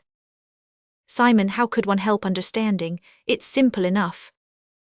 Leonid Fyodorich, but above all, don't be frightened, because you might be surprised yourself. You must understand that just as we live here, so a whole world of invisible spirits live here also. Theodore Ivanitch, improving on what Leonid Fyodorich has said, invisible feelings. Do you understand? Simon, how can one help understanding? It's very plain as you put it. Leonid Fyodorich, you may rise up in the air or something of the kind, but don't be frightened. Simon, why should I be frightened? That won't matter at all. Leonid Fyodorich, well then I'll go and call them all. Is everything ready? Theodore Ivanitch, I think so. Leonid Fyodorich, but the slates? Theodore Ivanitch, they are downstairs, I'll bring them. Leonid Fyodorich, all right then, so don't be afraid but be at your ease. 194 Simon, had I not better take off my coat? One would be more easy like. Leonid Fyodorich, your coat, oh no, don't take that off. Simon, she tells me to do the same again, and she will again shy things about. How isn't she afraid? Enter Tanya in her stockings and in a dress of the colour of the wallpaper. Simon laughs. Tanya, shsh, they'll hear. There, stick these matches on your fingers as before. Well, do you remember everything? Simon, bending his fingers in, one by one. First of all, wet the matches and wave my hands about, that's one. Then make my teeth chatter like this, that's two. But I've forgotten the third thing. Tanya, and it's the third as is the chief thing. Don't forget, as soon as the paper falls on the table, I shall ring the little bell, then you do like this. Spread your arms out far and catch hold of someone, whoever it is as sits nearest, and catch hold of him, and then squeeze. Whether it's a gentleman or a lady, it's all one. You just squeeze 'em and don't let 'em go, as if it were in your sleep, and chatter with your teeth or else howl like this. And when I begin to play on the guitar, then stretch yourself as if you were waking up, you know. Will you remember everything? Simon, yes, I'll remember, but it is too funny. Tanya, but mind you don't laugh. Still, it won't matter much if you do laugh. They'd think it was in your sleep. Only take care you don't really fall asleep when they put out the lights. Simon, no fear, I'll pinch my ears. Tanya, well then Sim darling, only mind do as I tell you and don't get frightened. He'll sign the paper, see if he don't, they're coming. Gets under the sofa. 195 enter Grossman and the professor, Leonid Fyodorich and the fat lady, the doctor, Sahatov and Anna Pavlovna. Simon stands near the door. Leonid Fyodorich, please come in, all you doubters. Though we have a new and accidentally discovered medium, I expect very important phenomena tonight. Sahatov, that's very, very interesting. Fat lady, mais il est très bien. Anna Pavlovna, yes, as a butler's assistant, but hardly. Sahatov, wives never have any faith in their husband's work. You don't believe in anything of this kind. Anna Pavlovna, of course not. Kapchich, it is true, has something exceptional about him, but heaven knows what all this is about. Fat lady, no, Anna Pavlovna, permit me, you can't decide it in such a way. Before I was married, I once had a remarkable dream. Dreams, you know, are often such that you don't know where they begin and where they end. It was just such a dream that I... Enter Vasily Leonidych and Petrushev. Fat lady, and much was revealed to me by that dream. Nowadays the young people points to Petrushev and Vasily Leonidych deny everything. Vasily Leonidych, but look here, you know, now I for instance never deny anything. What? Betsy and Maria Konstantinovna enter, and begin talking to Petrushev. Fat lady, and how can one deny the supernatural? They say it is unreasonable. But what if one's reason is stupid? What then? They're now on Garden Street, you know. Why, well, it appeared every evening.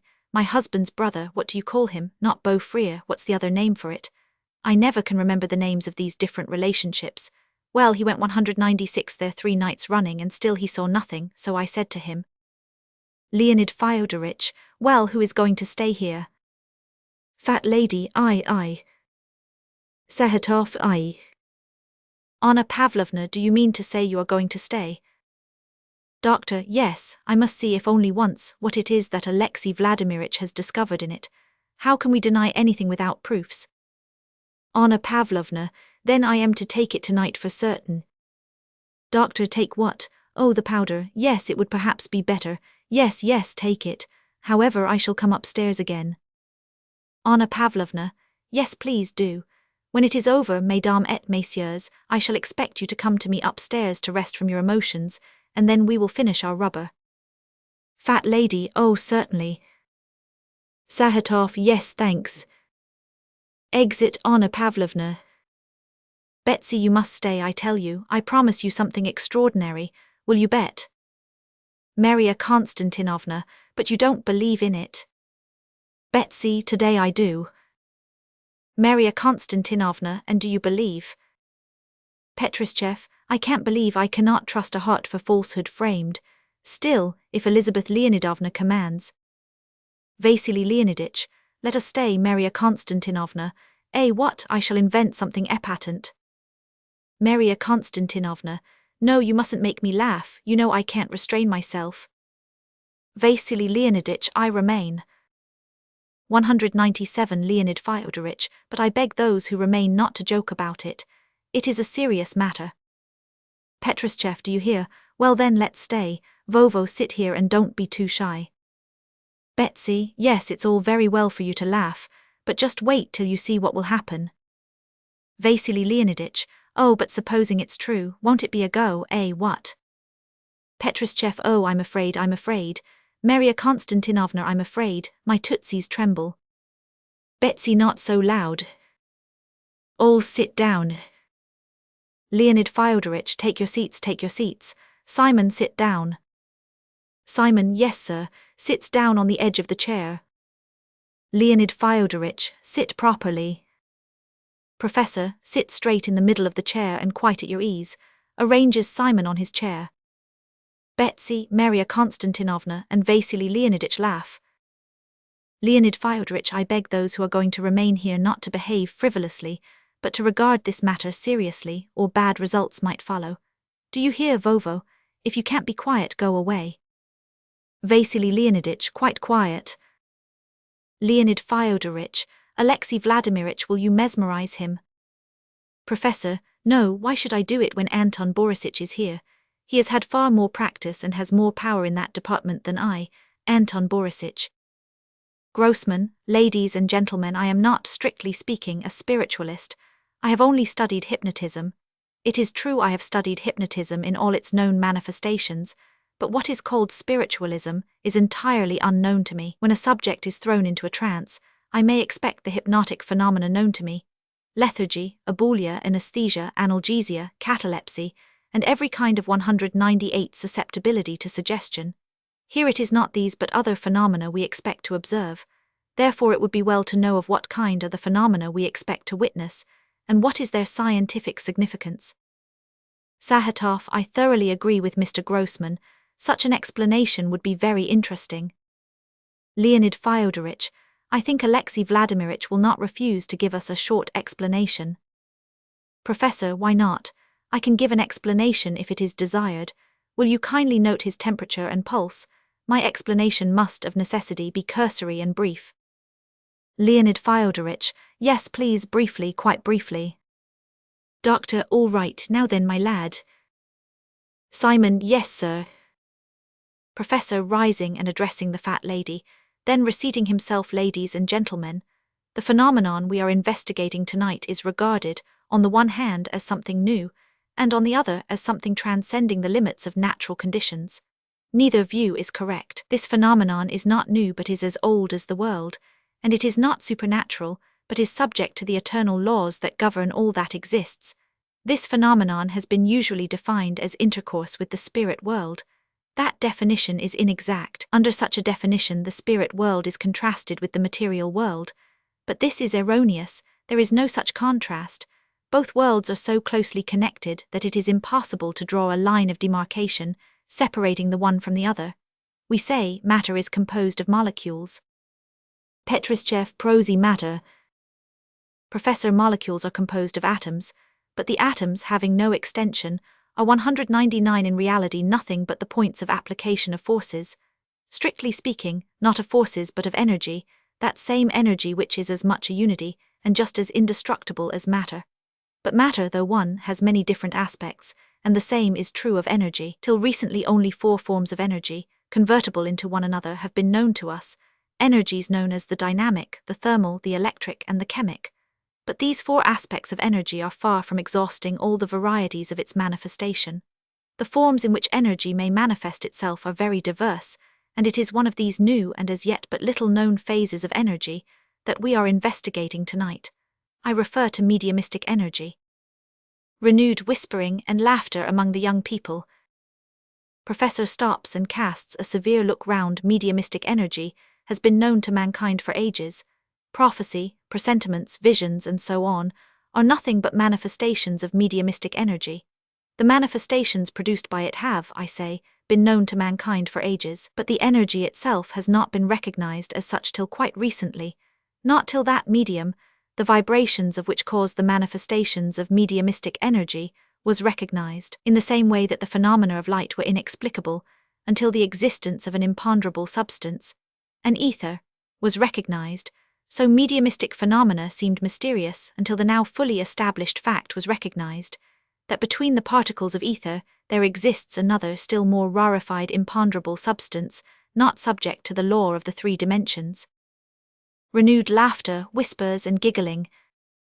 Professor again looks round severely, and just as mathematical calculations have irrefutably proved the existence of imponderable ether, which gives rise to the phenomena of light and electricity, so the successive investigations of the ingenious Hermann, of Schmidt, and of Joseph 200 Schmatzhofen have confirmed beyond a doubt the existence of a substance which fills the universe and may be called spiritual ether.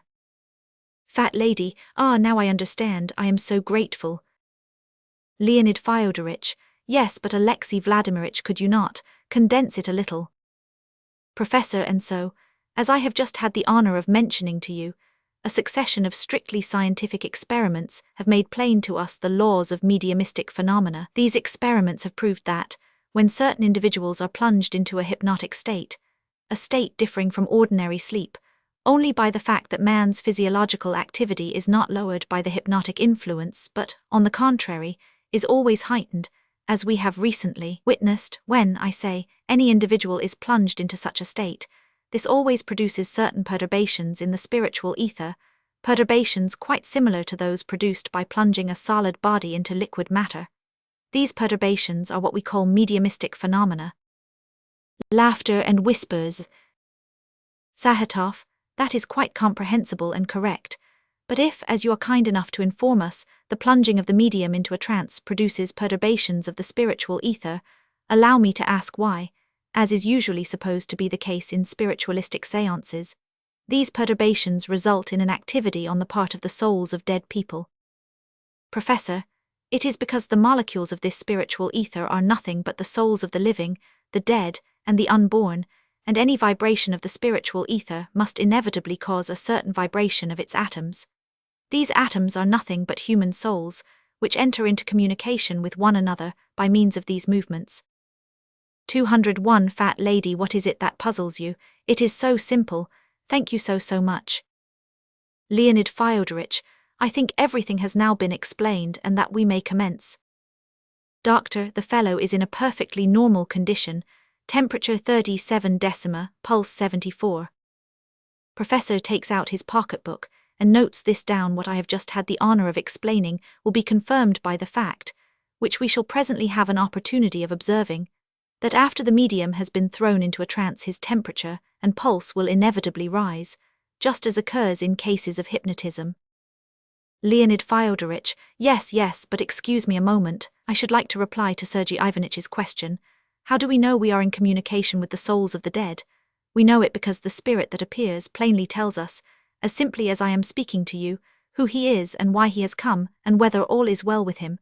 At our last séance a Spaniard, Don Castillos, came to us and he told us everything. He told us who he was and when he died, and that he was suffering for having taken part in the Inquisition. He even told us what was happening to him at the very time that he was speaking to us, namely, that at the very time he was talking to us he had to be born again on earth, and therefore could not continue his conversation with us. But you'll see for yourselves. Fat lady, oh, how interesting. Perhaps the Spaniard was born in one of our houses and is a baby now. Leonid Fyodorich, quite possibly. Professor, I think it is time we began. Leonid Fyodorich, I was only going to say. Professor, it is getting late. Leonid Fyodorich, very well, then we will commence. Anton Borisich, be so good as to hypnotize the media Grossman. What method would you like me to use? There are several methods. There is braid system, there is the Egyptian symbol, and there is Charcot system. Leonid Fyodorich, I think it is quite immaterial. Professor, quite. Grossman, then I will make use of my own method, which I showed in Odessa. Leonid Fyodorich, if you please. Grossman waves his arms above Simon. Simon closes his eyes and stretches himself. Grossman, he is falling asleep, he is asleep, a remarkably rapid occurrence of hypnosis. The subject has evidently already reached a state of anesthesia. He is remarkable, an unusually impressionable subject and might be subjected to interesting experiments. Sits down, rises, sits down again. Now one might run a needle into his arm, if you like. Professor, do you notice how the medium's trance acts on Grossman? He is beginning to vibrate. Leonid Fyodorich, yes, can the lights be extinguished now? Sahatov, but why is darkness necessary? Professor, darkness, because it is a condition of the manifestation of mediumistic energy, just as a given temperature is a condition necessary for certain manifestations of chemical or dynamic energy. Leonid Fyodorich, but not always. Manifestations have been observed by me and by many others both by candlelight and daylight. Professor, may the lights be put out? Leonid Fyodorich, yes, certainly. Ladies and gentlemen, attention if you please. 203 Tanya gets from under the sofa and takes hold of a thread tied to a chandelier. Petruschev, I like that Spaniard. Just in the midst of a conversation off he goes head downwards. As the French say, piquer une tête. Betsy, you just wait a bit and see what will happen. Petruschev, I have only one fear, and that is that Vovo may be moved by the spirit to grunt like a pig. Vasily Leoniditch, would you like me to? I will. Leonid Fyodorich, gentlemen, silence if you please. Silence. Simon licks the matches on his fingers and rubs his knuckles with them. Leonid Fyodorich, a light, do you see the light? Sahatov, a light, yes, I see, but allow me. Fat lady, where, oh dear, I did not see it. Ah, there it is, oh. Professor whispers to Leonid Fyodorich and points to Grossman, who is moving. Do you notice how he vibrates? It is the dual influence. Leonid Fyodorich, it must be he, you know. Sahatov, who? Leonid Fyodorich, a Greek Nicholas, it is his light. Don't you think so, Alexei Vladimirich? Sahatov, who is this Greek Nicholas? Professor, a certain Greek, who was a monk at Constantinople under Constantine and who has been visiting us lately. Fat lady, where is he? I don't see him. Leonid Fyodorich, he is not yet visible. Alexei Vladimirich, he is particularly well disposed towards you.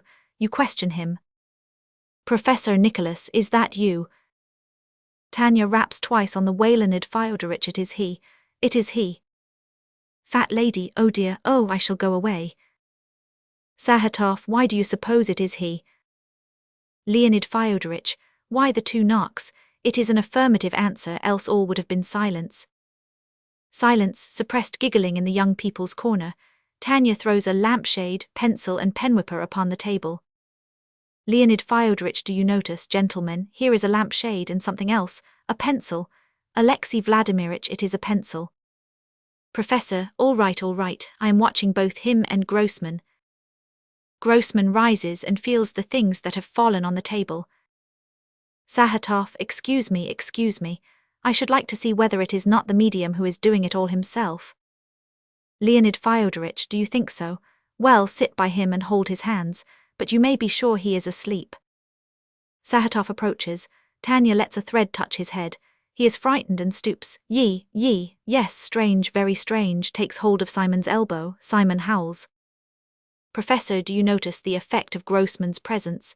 It is a new phenomenon, I must note it. Runs out to note it down and returns again. Leonid Fyodorich, yes, but we cannot leave Nicholas without an answer, we must begin. Grossman rises, approaches Simon and raises and lowers his arm. It would be interesting to produce contraction. The subject is in profound hypnosis. Professor, do you see? Grossman, if you like. Doctor, now then, my dear sir, leave the management to Alexei Vladimirich. The affair is turning out serious.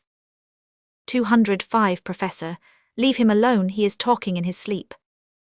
Fat lady, how glad I now am that I resolved to be present. It is frightening, but all the same I am glad, for I always said to my husband. Leonid Fyodorich, silence if you please. Tanya draws a thread over the fat lady's head. Fat lady, Leonid Fyodorich, what is it? Fat lady, he took hold of my hair. Leonid Fyodorich, never mind, don't be afraid, give him your hand. His hand will be cold, but I like it. Fat lady, not for the world. Sahatov, yes, it is strange, very strange. Leonid Fyodorich, he is here and is seeking for intercourse. Who wishes to put a question to him? Sahatov, I should like to put a question if I may. Professor, please do. Sahatov, do I believe or not? Tanya knocks twice. Professor, the answer is affirmative. Sahatov, allow me to ask again. Have I a 10-ruble note in my pocket? Tanya knocks several times and passes a thread over Sahatov's head. Sahatov, seizes the thread and breaks it. Professor, I should ask those present not to ask indefinite or trivial questions. It is unpleasant to him. Sahatov, no, but allow me. Here I have a thread in my hand. Leonid Fyodorich, a thread, hold it fast, that happens often, and not only threads but sometimes even silk cords, very ancient ones. Sahatov, no, but where did this thread come from? Tanya throws a cushion at Sahatov. Wait a bit, wait, something soft has hit me on the head. Light a candle, there is something. Professor, we beg of you not to interrupt the manifestations. Fat lady, for goodness sake don't interrupt, I should also like to ask something, may I? Leonid Fyodorich, yes if you like. Fat lady, I should like to ask about my digestion. May I want to know what to take, aconite or belladonna. Silence whispers among the young people. Suddenly Vasily Leonidych begins to cry like a baby. Oh, holding their mouths and noses, the girls and Petrushev run away bursting with laughter. Fat lady, that must be the monk who's been born again. Leonid Fyodorich, beside himself with anger, whispers, one gets nothing but tomfoolery from you. If you don't know how to behave decently, go away. Exit Vasily Leonidych, darkness and silence. Fat lady, oh what a pity, now one can't ask any more, he is born. Leonid Fyodorich, not at all, it is only Vovo's nonsense, but he is here, ask him. Professor, that often happens. These jokes and ridicule are quite usual occurrences, I expect he is still here, but we may ask, Leonid Fyodorich, will you? Leonid Fyodorich, no, you if you please, this has upset me, so unpleasant, such want of tact. Professor, very well, Nicholas, are you here? Tanya raps twice and rings. Simon roars, spreads his arms out, seizes Sahatov and the professor, squeezing them. Professor, what an unexpected phenomenon. The medium himself reacted upon, this never happened before. Leonid Fyodorich, will you watch, it is difficult for me to do so. He squeezes me so. Mind you observe, Grossman, this needs the very greatest attention. 207, Tanya throws the peasant's paper on the table. Leonid Fyodorich, something has fallen upon the table. Professor, see what it is. Leonid Fyodorich, paper, a folded paper. Tanya throws a travelling inkstand on the table. Leonid Fyodorich, an inkstand. Tanya throws a pen. Leonid Fyodorich, a pen. Simon roars and squeezes. Professor, wait a bit, wait. A totally new manifestation. The action proceeding not from the mediumistic energy produced, but from the medium himself. However, open the inkstand and put the pen on the table, and he will write. Tanya goes behind Leonid Fyodorich and strikes him on the head with the guitar. Leonid Fyodorich, he has struck me on the head, the pen is not writing yet and the paper remains folded. Professor, see what the paper is and quickly, evidently the dual influence, his and Grossman's, has produced a perturbation. Leonid Fyodorich goes out and returns at once extraordinary. This paper is an agreement with some peasants that I refused to sign this morning and returned to the peasants. Probably he wants me to sign it. Professor, of course, but ask him. Leonid Fyodorich, Nicholas, do you wish? Tanya knocks twice. Professor, do you hear? It is quite evident. Leonid Fyodorich takes the paper and pen and goes out. Tanya knocks, plays on the guitar and the accordion and then creeps under the sofa. Leonid Fyodorich returns. Simon stretches himself and coughs. Leonid Fyodorich, he is waking up, we can light the candles. 208 Professor, doctor, please, his pulse and temperature. You will see that a rise of both will be apparent. Leonid Fyodorich, well, what do you gentlemen who are skeptical think of it now? Doctor goes up to Simon and places thermometer, now then my lad. Well, have you had a nap? There, put that in there and give me your hand. Sahatov, I must admit that all that has occurred cannot have been done by the medium, but the thread, I should like the thread explained. Leonid Fyodorich, a thread, we have been witnessing manifestations more important than a thread. Sahatov, I don't know, at all events G reserve mon opinion. Fat lady, oh no, how can you say, G reserve mon opinion, and the infant with the little wings, didn't you see? At first I thought it was only an illusion, but afterwards it became clearer and clearer like alive. Sahatov, I can only speak of what I have seen, I did not see that, nothing of the kind. Fat lady, you don't mean to say so, why it was quite plainly visible, and to the left there was a monk clothed in black bending over it. Sahatov, what exaggeration. Fat lady, you must have seen it, it rose up from your side. Doctor goes on counting pulse without heeding her. Fat lady and that light, the light around it, especially around its little face, and the expression so mild and tender, something so heavenly. Grossman, I saw phosphorescent light, and objects 209 changed their places, but I saw nothing more than that. Fat lady, don't tell me you don't mean it. It is simply that you scientists of Charcot's school do not believe in a life beyond the grave. As for me, no one could now make me disbelieve in a future life, no one in the world. Grossman moves away from her. Fat lady, no, whatever you may say, this is one of the happiest moments of my life, when I heard Sarasate play, and now, yes, no one listens to her. She goes up to Simon. Now tell me, my friend, what did you feel? Was it very trying? Simon, yes, ma'am, just so. Fat lady, still not unendurable. Simon, just so, ma'am. Am I to go? Leonid Fyodorich, yes, you may go. Doctor, the pulse is the same, but the temperature is lower. Professor, lower, considers a while, then suddenly divines the conclusion. It had to be so. It had to descend. The dual influence crossing had to produce some kind of reflex action. Yes, that's it. Exeunt all talking at once. Leonid Fyodorich, I'm only sorry we had no complete materialization, but still. Come, gentlemen, let us go to the drawing room. Fat lady, what specially struck me was when he flapped his wings, and one saw how he rose.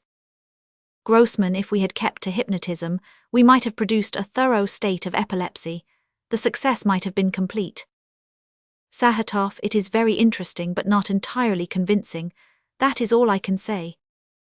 Enter Theodore Ivanitch. Leonid Fyodorich. Ah, Theodore, 210, what a remarkable séance we have had. It turns out that the peasants must have the land on their own terms. Theodore Ivanitch, dear me. Leonid Fyodorich, yes, indeed. Fancy, this paper that I returned to them suddenly appeared on the table. I have signed it. Theodore Ivanitch, how did it get there? Leonid Fyodorich, well, it did get there. Exit. Theodore Ivanitch follows him out. Tanya gets from under the sofa and laughs. Oh dear, oh dear. Well, I did get a fright when he got hold of the thread. Well, anyhow, it's all right, he has signed it. Enter Gregory. Gregory, so it was you that was fooling them. Tanya, what business is it of yours? Gregory, and do you think the missus will be pleased with you for it? No, you bet, you're caught now. I'll tell them what tricks you're up to if you don't let me have my way. Tanya, and you'll not get your way, and you'll not do me any harm. Curtain. Act 4. The same scene as in Act I the next day. 2 liveried footmen, Theodore Ivanitch and Gregory. First footman, yours is the third house today. Thank goodness that all the at-homes are in this direction. Yours used to be on Thursdays. Theodore Ivanitch, yes, we changed to Saturday so as to be on the same day as the Golovkins and Grade von Grabs. Second footman, the St. Cherbakovs do the thing well. There's refreshments for the footmen every time they've a ball. The 2 princesses, mother and daughter, come down the stairs accompanied by Betsy. The old princess looks in her notebook and at her watch and sits down on the settle. Gregory puts on her overshoes.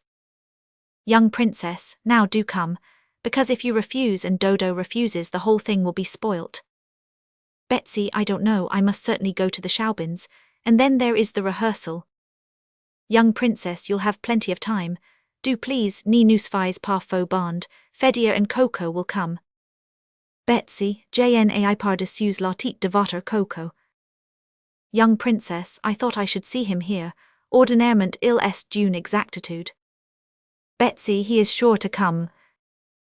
212 Young princess, when I see you together, it always seems to me that he has either just proposed or is just going to propose.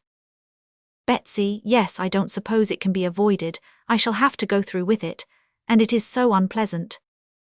Young princess, poor Coco, he is head over ears in love. Betsy, cesses les gens. Young princess sits down talking in whispers. Gregory puts on her overshoes. Young princess, well then, goodbye till this evening. Betsy, I'll try to come. Old princess, then tell your papa that I don't believe in anything of the kind but will come to see his new medium. Only he must let me know when. Good afternoon, Martout Bell, kisses Betsy and exit followed by her daughter. Betsy goes upstairs. Gregory, I don't like putting on an old woman's overshoes for her. She can't stoop, can't see her shoe for her stomach, and keeps poking her foot in the wrong place. It's different with a young one. It's pleasant to take her foot in one's hand. Second footman, hear him making distinctions. First footman, it's not for us footmen to make such distinctions. Gregory, why shouldn't one make distinctions? Are we not men? It's they think we don't understand. Just now they were deep in their talk, then they look at me and at once it's les gens. Second footman, and what's that? Gregory, oh, that means don't talk, they understand. It's the same at table. But I understand, you say there's a difference, I say there is none. First footman, there is a great difference for those who understand, Gregory. There is none at all. Today I am a footman, and tomorrow I may be living no worse than they are. Has it never happened that they've married footmen? I'll go and have a smoke. Second footman, that's a bold young man you've got. Theodore Ivanitch, a worthless fellow not fit for service. He used to be an office boy and has got spoilt. I advised them not to take him, but the mistress liked him. He looks well on the carriage when they drive out. First footman, I should like to send him to our count, he'd put him in his place. Oh, he don't like those scatterbrains. If you're a footman, be a footman and fulfill your calling. Such pride is not befitting. Petruschev comes running downstairs and takes out a cigarette. Petruschev, let's see, my second is the same as my first. Echo a co-co-coa. Enter Coco Klingen wearing his pince-nez coco-cocoa. Coco tin, where do you spring from? Coco Klingen from the Esticherbekafs. You are always playing the fool. Petruschev, no, listen to my charade. My first is the same as my second, my third may be cracked, my whole is like your pate. Coco Klingen, I give it up, I've no time. Petruschev, where else are you going? Coco Klingen, where, of course to the Ivins to practice for the concert, then to the Schaubins and then to the rehearsal. You'll be there too, won't you? Petruschev, most certainly, at the rehearsal and also at the rehearsera. Why, at first I was a savage, and now I am both a savage and a general. Coco Klingen, how did yesterday's séance go off? Petruschev, screamingly funny. There was a peasant, and above all it was all in the dark. Vovo cried like an 214 infant, the professor defined and Maria Vassovna refined. Such a lark, you ought to have been there. Coco Klingen, I'm afraid, mon cher. You have a way of getting off with a jest, but I always feel that if I say a word they'll construe it into a proposal. Et carni e marriage pas du tout. Mais du tout. Petruschev, instead of a proposal make a proposition and receive a sentence. Well, I shall go into Vovo's. If you'll call for me, we can go to the rehearsera together. Coco Klingen, I can't think how you can be friends with such a fool. He is so stupid, a regular blockhead. Petruschev, and I am fond of him. I love Vovo, but, with a love so strange, ne'er towards him the path untrod shall be. Betsy comes down with a lady. Coco bows significantly to Betsy. Betsy shaking Coco's hand without turning towards him. To lady, you are acquainted. Ladies, no. Betsy, Baron Klingen, why were you not here last night? Coco Klingen, I could not come, I was engaged. Betsy, what a pity, it was so interesting. You should have seen what manifestations we had. Well, how is our charade getting on? Coco Klingen, oh, the verses for Moan's second are ready. Nick composed the verses and I the music. Betsy, what are they, do tell me. Coco Klingen, wait a minute, how does it go? Oh, the night sings. Oh, not so beautiful as nature. The Nautilus sails by. Oh, naughty lass, oh, naughty lass. Oh, not, oh, fie. 215 lady, I see my second is not, and what is my first? Coco Klingen, my first is Ero, the name of a girl savage. Betsy, Ero, you see, is a savage who wished to devour the object of her love. She goes about lamenting and sings. My appetite. Coco Klingen. How can I fight? Betsy. Someone to chew I long. I seeking go. Coco Klingen. But even so. Betsy. No one to chew can find. Coco Klingen. A raft sails by. Betsy. It cometh nigh. 2 generals upon it. Coco Klingen. 2 generals are we. By fate's hard decree. To this island we flee. And then the refrain. By fate's hard decree. To this island we flee. Lady Charmant. Betsy, but just think how silly. Coco Klingen, yes, that's the charm of it. Lady, and who is to be Arrow? Betsy, I am, and I have had a costume made, but Mama says it's not decent, and it is not a bit less decent than a ball dress. Is Berdier's man here? 216 Theodore Ivanitch, yes, he is waiting in the kitchen. Lady, well, and how will you represent Aeronaut? Betsy, oh, you'll see, I don't want to spoil the pleasure for you. Au revoir. Lady, goodbye. Betsy, come up to Mama. Betsy and Coco go upstairs. Jacob enters from servants' quarters, carrying a tray with teacups, cakes, and tea, and goes panting across the stage. Jacob, how do you do? How do you do? Jacob, couldn't you tell Gregory to help a bit? I'm ready to drop.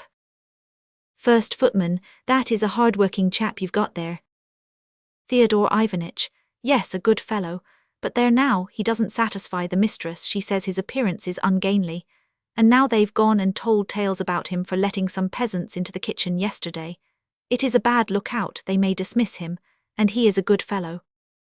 Second footman, what peasants were they? Theodore Ivanitch, peasants that had come from our Kursk village to buy some land. It was night, and they were our fellow countrymen, one of them the father of the butler's assistant. Well, so they were asked into the kitchen. It so happened that there was thought-reading going on.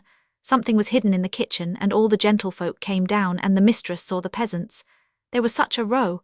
How is this, she says. These people may be infected, and they are let into the kitchen. She is terribly afraid of this infection. Enter Gregory. Theodore Ivanitch, Gregory, you go and help Jacob. I'll stay here, he can't manage alone. 217 Gregory, he's awkward, that's why he can't manage. First footman, and what is this new mania they have got, this infection, so yours also is afraid of it? Theodore Ivanitch, she fears it worse than fire. Our chief business nowadays is fumigating, washing and sprinkling. First footman, I see, that's why there is such a stuffy smell here. I don't know what we're coming to with these infection notions, it's just detestable. They seem to have forgotten the Lord. There's our master's sister, Princess Marcelova. Her daughter was dying, and will you believe it, neither father nor mother would come near her. So she died without their having taken leave of her. And the daughter cried and called them to say goodbye, but they didn't go. The doctor had discovered some infection or other, and yet their own maid and a trained nurse were with her, and nothing happened to them, they're still alive. Enter Vasily Leoniditch and Petrushev from Vasily Leoniditch's room, smoking cigarettes. Petrushev, come along then, only I must take coconut with me. Vasily Leoniditch, your Coco is a regular dolt, I can't bear him, a hair-brained fellow, a regular gadabout, without any kind of occupation, eternally loafing around. What? Petrushev, well anyhow, wait a bit, I must say goodbye. Vasily Leoniditch, all right, and I will go and look at my dogs in the coachman's room. I've got a dog there that's so savage, the coachman said, he nearly ate him. Petrushev, who ate whom? Did the coachman really eat the dog? Vasily Leoniditch, you are always at it, puts on outdoor things and goes out. 218 Petrushev Macintosh Coco Tin, let's see. Jacob runs across the stage. Theodore Ivanitch, what's the matter? Jacob, there is no more thin bread and butter, I said. Second footman, and then our master's little son fell ill, and they sent him at once to an hotel with his nurse, and there he died without his mother.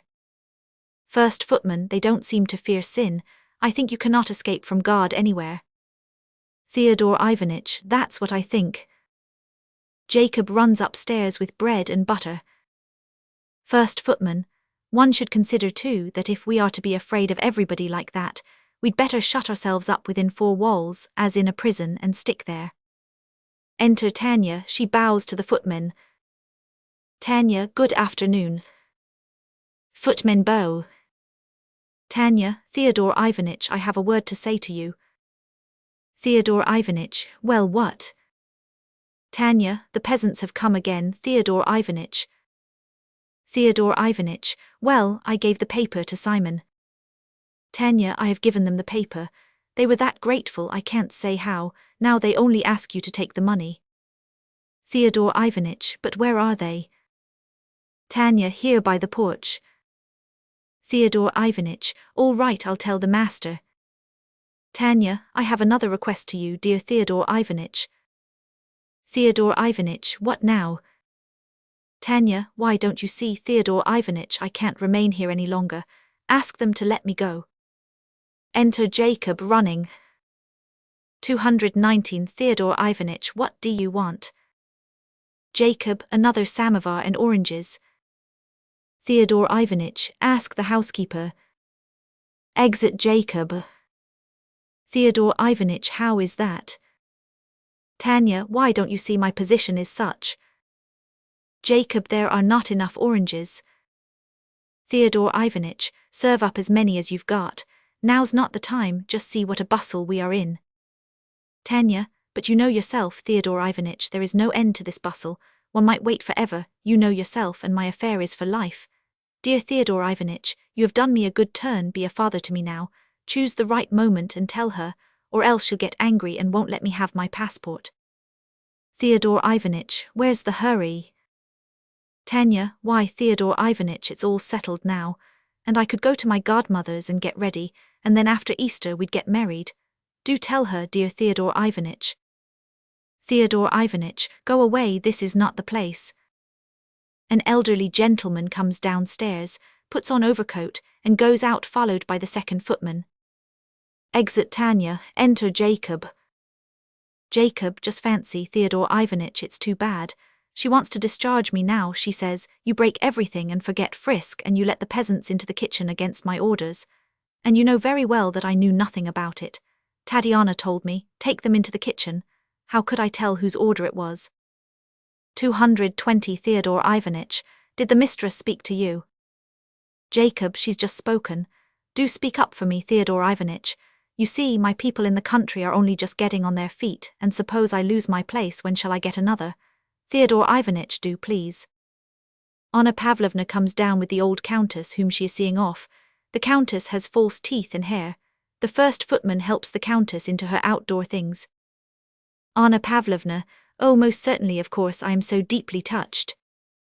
Countess, if it were not for my illness, I should come oftener to see you. Anna Pavlovna, you should really consult Peter Petrovitch. He is rough, but nobody can soothe one as he does. He is so clear, so simple. Countess, oh no, I shall keep to the one I am used to. Anna Pavlovna, pray take care of yourself. Countess, merci mille fois merci. Gregory, dishevelled and excited, jumps out from the servants' quarters. Simon appears behind him in the doorway. Simon, you'd better leave her alone.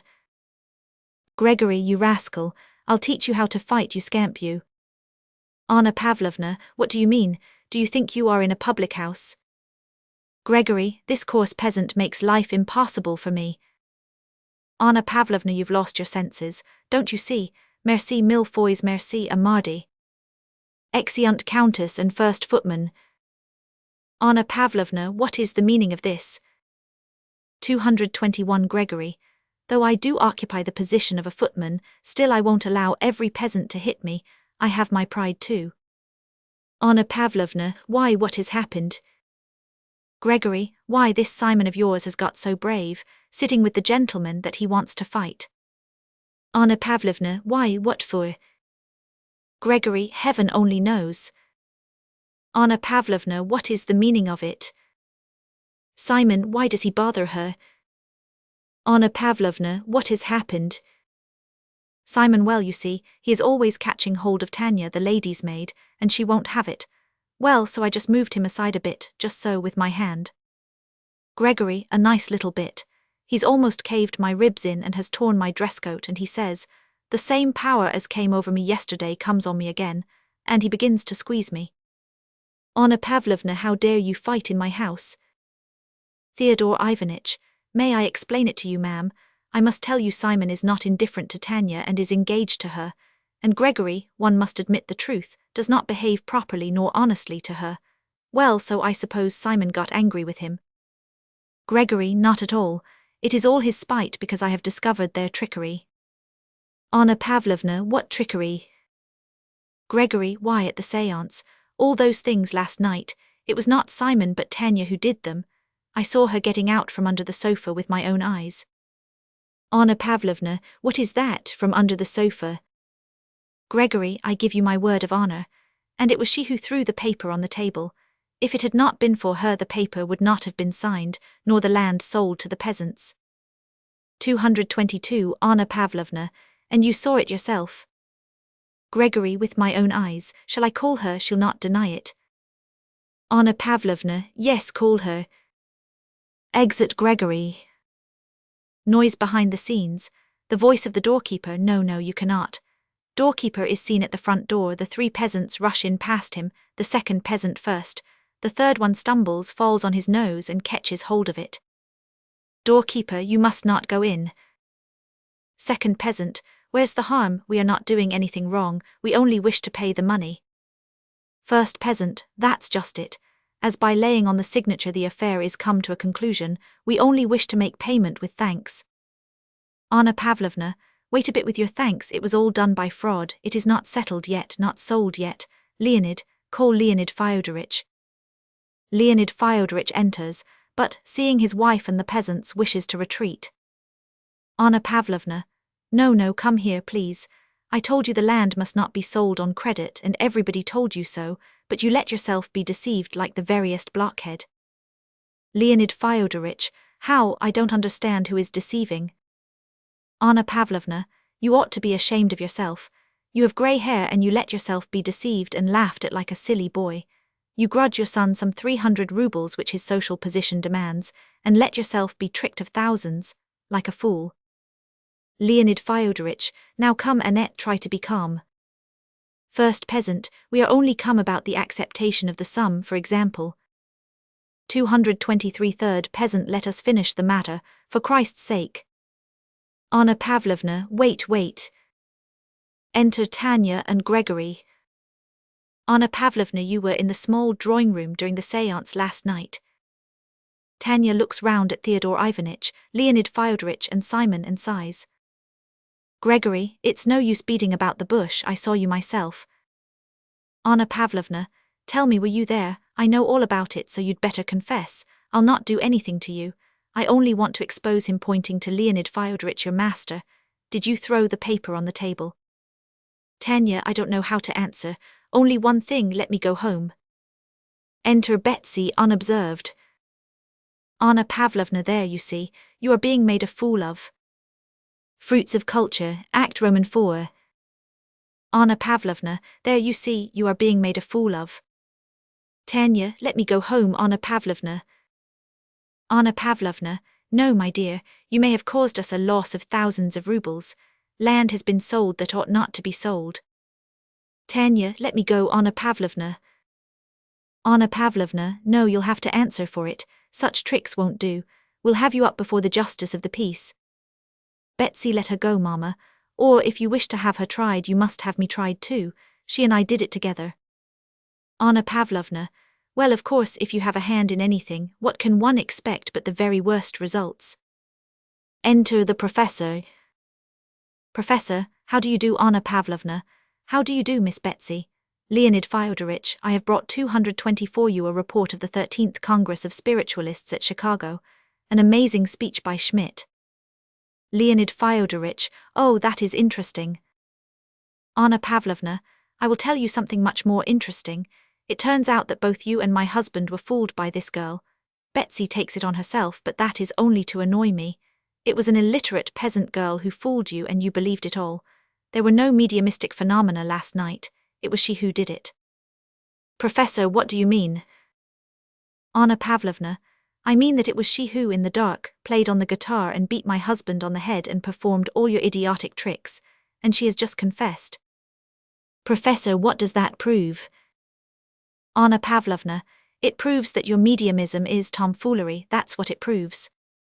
Professor, Because this young girl wished to deceive, we are to conclude that mediumism is tomfoolery, as you are pleased to express it. A curious conclusion. Very possibly this young girl may have wished to deceive. That often occurs. She may even have done something. But then, what she did, she did. But the manifestations of mediumistic energy still remain manifestations of mediumistic energy. It is even very probable that what this young girl did evoked, and so to say solicited, the manifestation of mediumistic energy, giving it a definite form. Anna Pavlovna, another lecture. Professor, you say, Anna Pavlovna, that this girl, and perhaps this dear young lady also, did something, but the light we all saw, and in the first case the fall, and in the second the rise of temperature and Grossman's excitement and vibration, were those things also done by this girl? And these are facts, Anna Pavlovna, 225 facts. No, Anna Pavlovna, there are things which must be investigated and fully understood before they can be talked about, things too serious, too serious. Leonid Fyodorich, and the child that Maria Vassilovna distinctly saw, why I saw it too, that could not have been done by this girl. Anna Pavlovna, you think yourself wise, but you are a fool. Leonid Fyodorich, well, I'm going. Alexei Vladimirovich, will you come? Professor, shrugging his shoulders, follows. Oh, how far, how far? We still lag behind Western Europe. Enter Jacob. Anna Pavlovna, following Leonid Fyodorich with her eyes. He has been tricked like a fool, and he sees nothing. What do you want? Jacob, how many persons am I to lay the table for? Anna Pavlovna, for how many? Theodore Ivanitch, let him give up the silver plate to you. Be off at once, it is all his fault. This man will bring me to my grave. Last night he nearly starved the dog that had done him no harm, and as if that were not enough, he lets the infected peasants into the kitchen, and now they are here again. It is all his fault. Be off at once, discharge him, discharge him. And you horrid peasant, if you dare to have Rose in my house again, I'll teach you. Second peasant, all right, if he is a horrid peasant, there's no good keeping him. You'd better discharge him too, and there's an end of it. Anna Pavlovna, while listening to him, looks at third peasant. Only look. Why, he has a rash on his nose. A rash, he is ill, he is a hotbed of infection. Did I not give orders yesterday that they were not to be allowed into the house, and here they are again? Drive them out. 226 Theodore Ivanitch, then are we not to accept their money? Anna Pavlovna, their money? Oh yes, take their money, but they must be turned out at once, especially this one. He is quite rotten. Third peasant, that's not just, lady. God's my witness, it's not just. You'd better ask my old woman, let's say, whether I am rotten. I'm clear as crystal, let's say. Anna Pavlovna, he talks. Off with him, it's all to spite me. Oh, I can't bear it, I can't. Send for the doctor, runs away sobbing. Exit also Jacob and Gregory. Tanya, Miss Elizabeth, darling, what am I to do now? Betsy, never mind, you go with them and I'll arrange it all. First peasant, well, your reverence, how about the reception of the sum now? Second peasant, let us settle up and go. Third peasant, fumbling with the packet of banknotes, had I known, I'd not have come for the world. It's worse than a fever. Theodore Ivanitch, show them into my room. There's a counting board there, I'll receive their money. Now go. Doorkeeper, come along. Theodore Ivanitch, and it's Tanya you have to thank for it, but for her you'd not have had the land. First peasant, that's just it. As she made the proposal, so she put it into effect. Third peasant, she's made men of us. Else what were we? We had so little land, no room to let a hen out, let's say, not to mention the cattle. Goodbye, dear, when you get to the village, come to us and eat honey. Second peasant, let me get home and I'll start brewing the beer for the wedding, you will come. 227 Tanya, yes, I'll come. Simon, this is fine, isn't it? Theodore Ivanitch, well, Tanya, when you have your house I'll come to visit you. Will you welcome me?